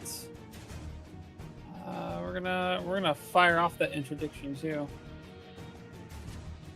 For an extra 5 necrotic. Extra 5 more necrotic, healing yourself for 2 more points. Very good. Massive necrotic blast as the Twilighter glows with dark energy. The shriek of a dragon as it spins its head to you, blood pouring down into the snow heavily now. How dare you? I am one of her clutch. We will bury these lands in white frost. I'm sure you will, but not before I send you to your maker. Excellent. Amazing. Dragon shrieking in your face as you're fucking fighting it off with your polearm. Air, I believe, is your turn. Yes, but I'm gonna send Acid away a little bit because Acid's got fuck all for movement. Not survivable dragon breath hit points, yes. Yeah, no, she's gonna very go good. out and up enough that she can get back to me when I need her. Excellent. Asted is going to fly on off, has that flyby ability. Very good. Air, that's you. Rodri, before we go to you, this dragon looks down. It is going to bite you, Air, now, who are within the range. Oh, actually, you're 10 feet away. Well, I guess you could be. But again, Yes. the problem with being on a mount means that you are in every space of the mount. So enemies who are also targeting you, they can target any part of the mount to target the rider as well. Which means it's going to make a claw attack against you here, Air. 13. Miss. Miss. Now, Rodri, we go to you. I go to the simple things. Oh, Firebolt. Firebolt. 17 is the exact AC of this dragon. That hits. All right, and then 2 points of damage. where is it? Oh no! Oh Fuck that no! thing. It is a large creature, and therefore your fire, boom, sends it plummeting from the sky. Here, Rodri, this is the first time you're using like a flying creature. What does this look like? Do you just like amplify gravity for it, or does it hit it like a boulder would and feels like impossible force pushing against it? What is this? I feel like my firebolt in this case goes up and strikes from above and just splashes downward with force. Like a mortar strike. Yeah. Hell yes. Nice. So only 2 points of damage. However, the creature falls prone, meaning as it was flying, it falls 10 feet and immediately takes 6 points of damage. Voice crack. 6 points of damage, and it falls down prone on the ground. Good shot, Rodri. Good job, Rodri, indeed. The simple things always doing the job. Incredible. And you just fucking get the fuck away from this thing. Very good. Yup. Oh my god, I can't believe we're still alive. Gang, if I get that breath weapon back next turn, we are in big trouble. Let me tell you. It's not getting another turn. I like the confidence. Rodri, that's going to be your turn as Cleo. We go to you. Beautifully done. Well, Cleo seeing the dragon falls like, oh, this might work. And she'll move 5'10", and I'm going to cast at 2nd level Healing Word at the Mammoth. Okay, we're healing the mammoth up. Okay, good. Oh, wait. Yay. I know what you're doing. Oh, no. That is... Ooh. Now, 14, but you get to re-roll one of those ones in there. Okay, well, one it is. 14 healing to the mammoth. Voice of authority. Oh no! Nice. Fun. I put my holy symbol toward the mammoth. Here's your chance. Kill your attacker. The mammoth whinnies up and brings down a massive stomp. The mammoth has a special ability called Stomp, but it can only use it against prone creatures. As Rodri has just brought it to the ground with advantage, Stomp is an 18 instead of a natural 1 for 25 points of damage. The dragon is barely alive. But he also does more damage because of the Bardic. If he needs to use a Bardic, Oh, okay, he can yeah. use a Bardic, and then it does the explosion thunder attack. But he hits. He doesn't need the Doesn't need a Bardic here. The mammoth whinnies up and then boom slams down, crushing through some of the ribs of the dragon that shrieks in horrible pain after being sniped out of the sky. Here, a look of panic in the tyrant worm's eyes as it begins to dart its eyes around. No longer a hunter, but a prey instead. Cleo, beautiful bonus action. Action. Sacred Flame. Cantrip. Sacred Flame. This is a Dex save. 13. I think that's the exact number, right? Nope. No, I'm 14. 14 now. Nice. Ooh. 7 points of damage. Nice. Very well done. You have 20 more feet of movement. Oh boy. Beautifully done, gang. Okay. Alright. I'm gonna then move to hide 5, 10, 15, 20, The fuck away 25. from this thing. Okay. The dragon is vastly, extremely wounded. Next up, Okay. Kalis. My turn. I think Kalis, you run half a football field away and turn around and realize, like, guys, why aren't we going? You look back and see all of this happen as you realize, like, oh shit, they're doing it. We're doing it. I'm receiving mixed signals here, guys. Rook will go in for the help action. Okay. I can add that's no. And then I will get in range. So my 40. And then I'm going to take the gun and. So again, this is what I wanted to do at first, but then I have helped the mammoth. Don't miss Okay. that gun. Okay. So, I'm curious if this works because I read it and I think it does. But Okay. Vortex starts Oh, okay. using Brandish the gun. weapon you're using. You take a shot. Yes. This was interesting. We got multiple crossover cantrips and spells amongst the people here. On a hit, a larger creature suffers the normal attacks of the effects of the attack, and any large creature is not strength saving throw or be pulled to the nearest space of the towards the target, basically. Gotcha. All right. Now, keep in mind, this is a range attack, so you'll be at disadvantage. However, But you're Rook is exactly. helping you to make a normal attack roll. Okay, Yep. take the So- shot. 17 or higher. 17 or higher. Cool. I do not have.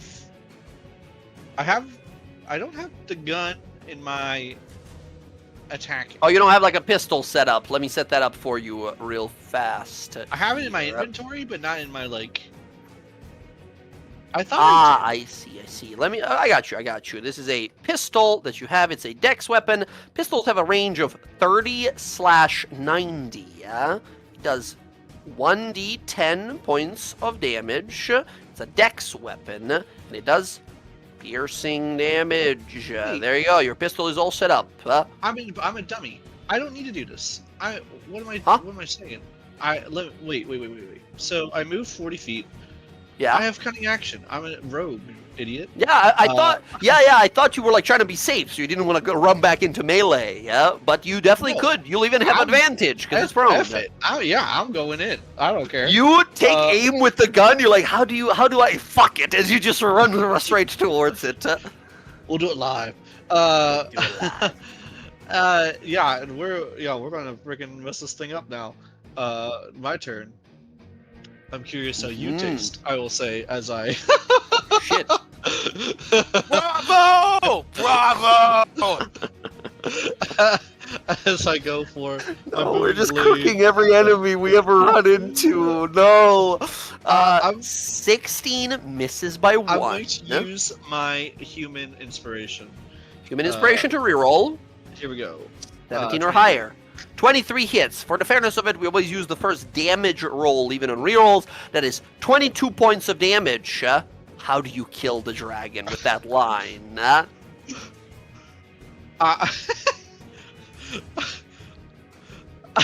So raw. No, I won't do that. It's fucking ridiculous. Yeah, I will just like, I will kind of like step on his chest or whatever, their chest, and then I just like say the line, and then just plunge into his heart and look into his eyes as I twist the blade. As the blade twists, blue, sort of tinted purplish, almost kind of blood sprays on up, and it's a geyser. A dragon is an extremely vital and powerful body creature. A fountain of viscera and blood is just spraying into you for the next, like, 30 seconds as this thing is like trying to move and is dying and is dying and is dying nonstop, as by the end of this you are just coated in its blood here. As Kalis, you feel a little tinge at the back of your throat there, as if parched, and as your tongue sort of rubs and places across your lips and you taste its blood, it's oddly delicious. As the head falls back, the claws unfurl, and the wings fall to the side. As Kalis, you pull the blade out, and then your like rogue instincts get you to move just out of the way as the fucking giant mammoth stomps on it one more time through its chest. As it just sort of whinnies up again, almost victoriously, with its trunk high up in the sky. As there, you have to sort of like hold on to one of the tusks not to fall off.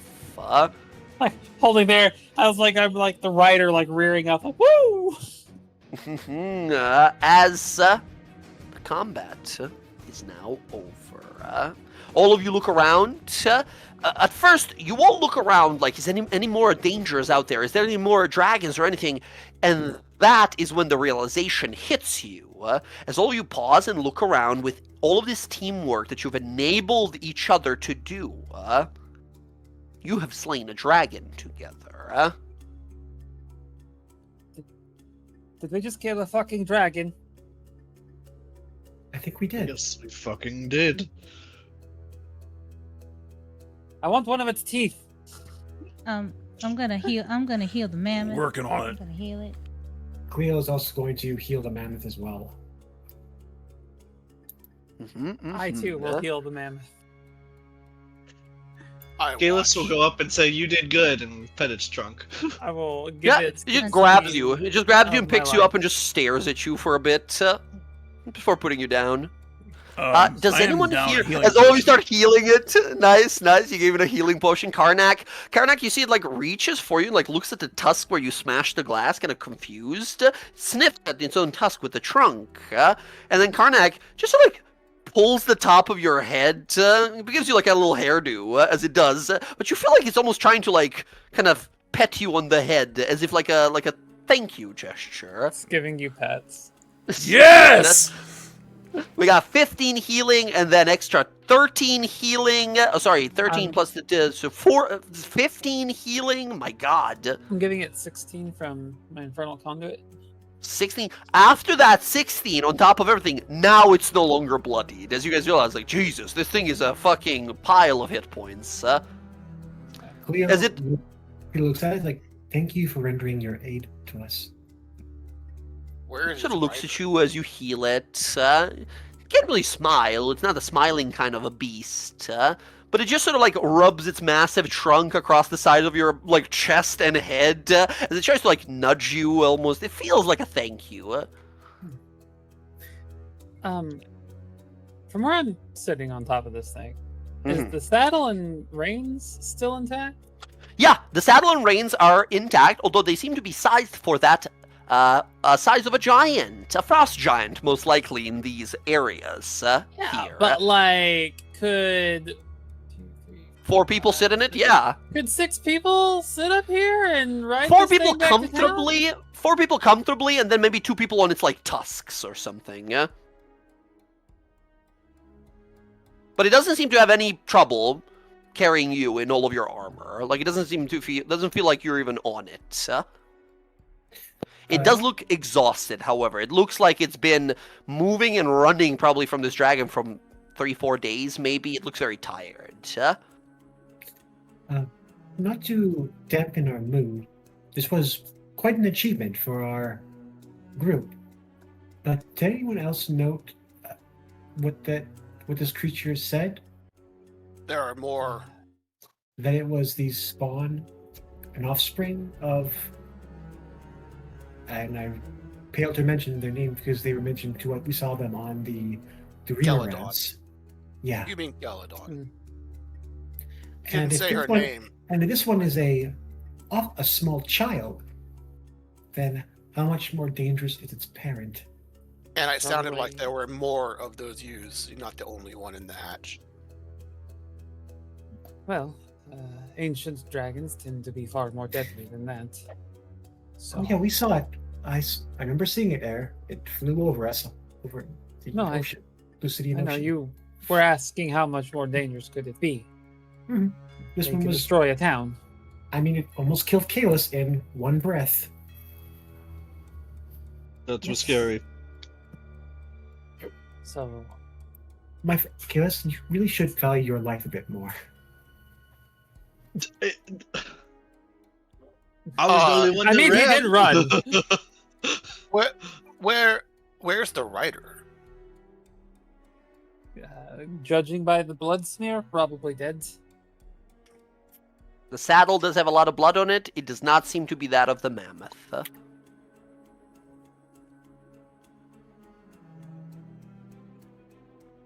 Does the mammoth have any like saddlebags or anything on it? Might reveal who the owner was. You do not see any saddlebags, although it does seem to have some sort of a long pouch, like extremely long for you guys, almost the size of your body. Inspecting it briefly, I think Rodri, from what you have heard from probably people in your own family or clan all the way back home, you can definitely tell that this was a giant's spear bag. For our size of humans, right? Harpoons, basically. But it would be like where a rider would place some like javelins on the side to like grab and throw off a mount. But none are left in there.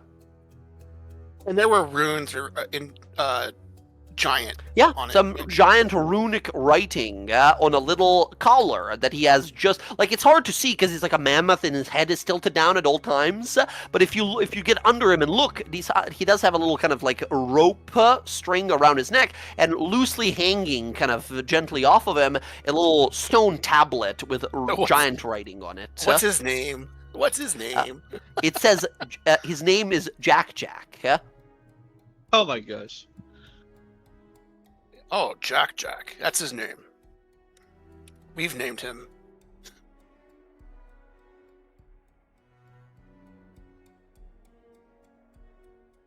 It just sits there. It seems to be very calm amongst you guys. It doesn't seem to mind you at all. Very well trained. At one point, it reaches up, air, and picks you up and gently sort of puts you down on the ground.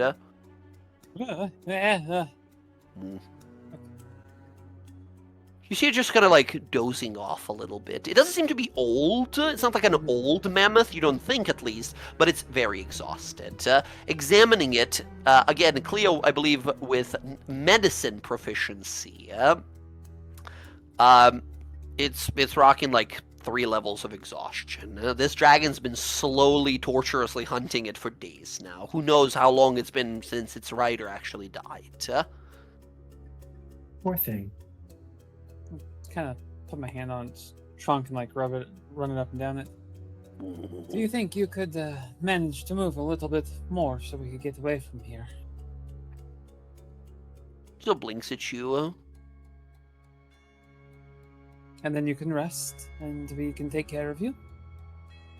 I'm gonna take the Feel rope the- trick down. You take the coil crook back. Air, it picks you back up, and one by one starts putting you guys on its back. wait. 4 people, you're like, full capacity. I don't think we can sit anymore. And then it just like lowers its trunk down, and its massive sort of, what are they called? Tusks. Tusks, yes, forward. For anyone else who wants to like sit like sideways on the tusks. Again, this is a 22-foot tall beast. It is huge for a reason, right? This is like the biggest beast most of you have seen, almost the size of a building. DM, Yes. out of curiosity, how far are we from the outpost?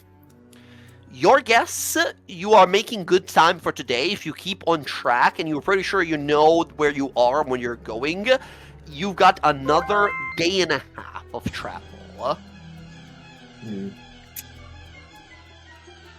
How much would it impede us to take the dragon carcass with us? Do you have the means of carrying it? We got a Is the mammoth thing. that can drag it. Like if we had Jack got Jack mammoth. drag it. If we have Jack Jack drag it for us. Yeah, if you guys have like 2 things of 50-foot rope, you think you can wrap this guy up and tie it to the mammoth, and he can probably pull it without any issue. Can we Can get our I, trophies first? Advise. Trophies? something Yeah, if about you wanted it. to pull out a tooth or a claw, easily you can find it on this dragon. Definitely pulling a claw. I'll toss Air a tooth. I will catch that. Stick that in my pocket for later. Did he say his wait, You guys name? want to hold the... Huh? Feel like, sorry. Taking the body might draw the mother to us, and that would be the last thing we want to do to the town that we are going to. Does this thing have any like super tiny scales, like a size for like a pendant or an amulet? Nothing very, like, as you can kind of see the appearance of it here, very sort of layered scales that go down. Not, usually it's like gold and silver dragons that have those like fish scales. This guy's just big old fucking plates that go down. But you can always like break one off or something like that. Yeah, I'll take one of those. I'll make some jewelry out of it later. Yeah, absolutely. Awesome. Did this dragon have a name? Did he say it? He never said it. If it had a name, never said it. Okay. Well, its claws hang out the side of my belt. I assume it's large. Excellent. Yeah, it's about the size of like a large dagger, basically. It's next to the fang of Resmeraz. Mm-hmm. Awesome. Cleo, I think, would also like to claim a tooth as well. Yeah, easily. And like as she, like everyone's getting ready to leave, she like kind of pets the dragon's carcass. Shane, I think you would have made some pretty armor. Definitely. He would've. definitely would have, but best not anger a mom. Actually, DM, Hmm. would it be possible to harvest not enough to make like a suit, but maybe like enough to make like a white dragon gauntlet? Yeah, absolutely. Again, that requires a leatherworker's tools or survival check to collect enough without like properly preserving it and not damaging it. Cleo is not that dexterous. She's just got. I think she's just take her mace and bash off a large enough scale that she thinks would be a good size for a gauntlet.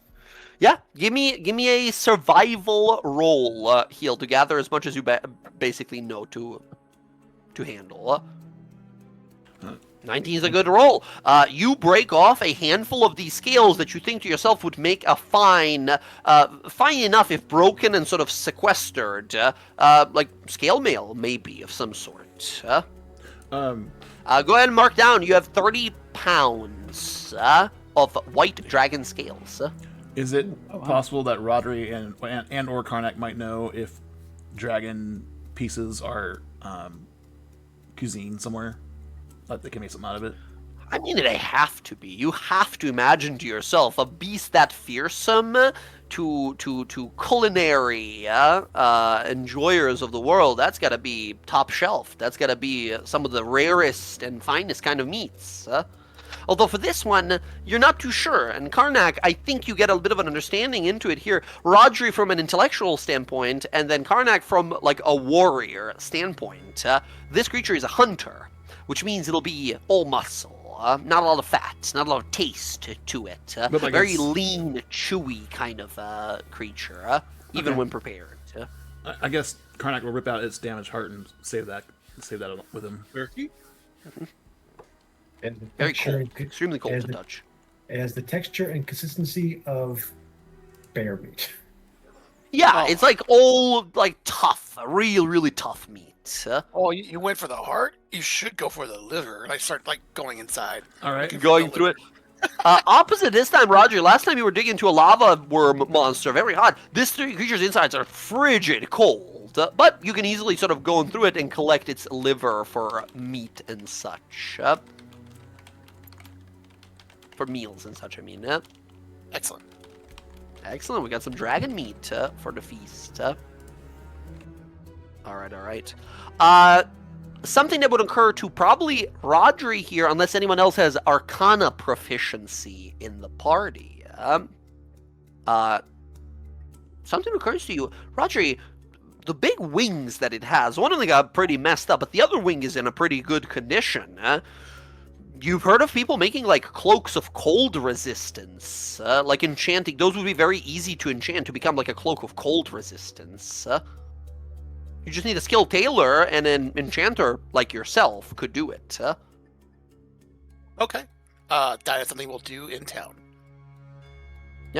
Excellent. Do you want? So we are not dragging the body with us, correct? We are just gathering what we want because we don't want Big Mama noticing one of her kids being dragged through the wasteland. We We're can going try to all like cover it we're up going- with some snow. Yeah. We're going all Monster Hunter on it. Yeah. Getting everything off, but there's just a skeleton left at the end. I guess I'll take the wing then. I start trying to remove the wing. Yeah, absolutely. Not that hard to remove at all. It's kind of big though, right? And it's like it has a wingspan of like 18 feet across. So one wing like extended is like 8 feet or something. You fold it, but it's still like 4 foot thing of like rolled up dragon leather. You can carry it though, no problem. Throw it onto the mammoth.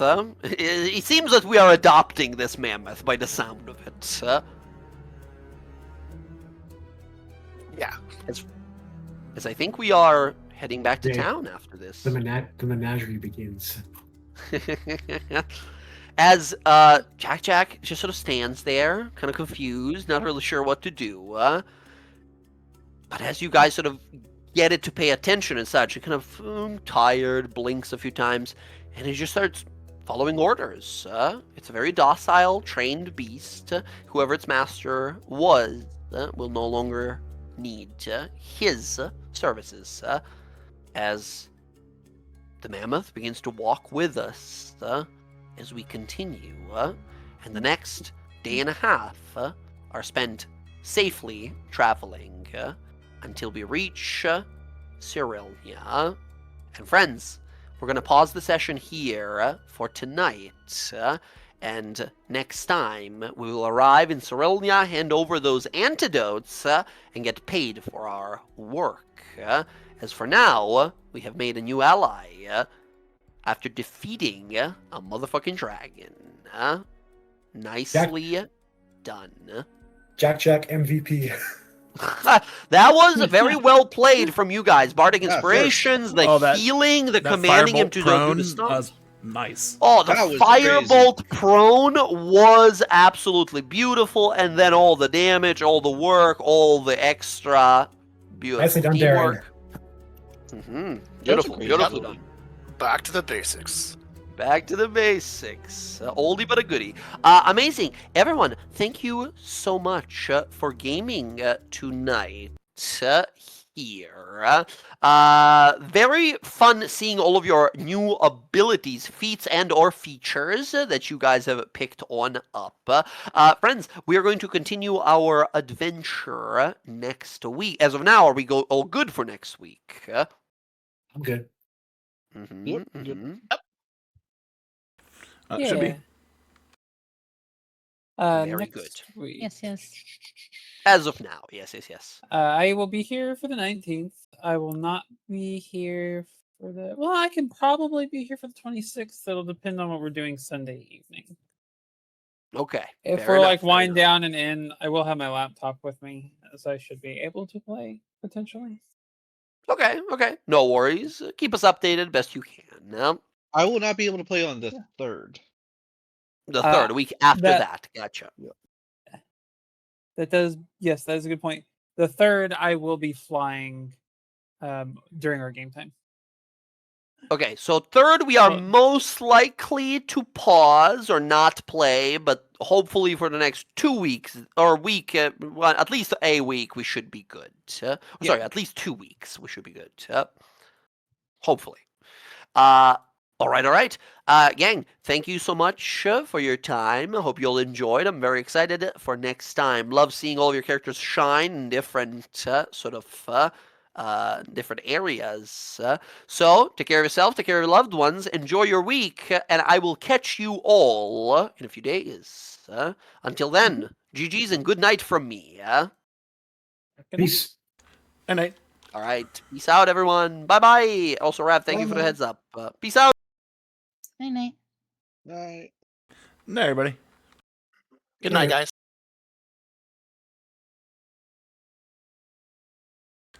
Okay, everyone. That was our Graying Wildlands campaign. That was a lot of fun. We took down a dragon. Let's go. Let's see. I think I saw. Let's see. Did I see that correctly? Yeah. Okay. Where are we going? Yeah, we're going over to. You know where we're going. Because I can. We haven't done it forever. We're back Sunday, and then on Thursday our game is postponed because the internet's DM is funky on Thursdays. So we'll see you again on Sunday. Have a great week.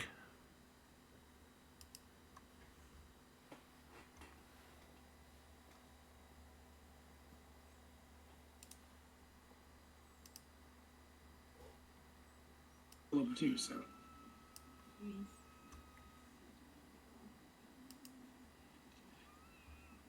Look at Fab getting good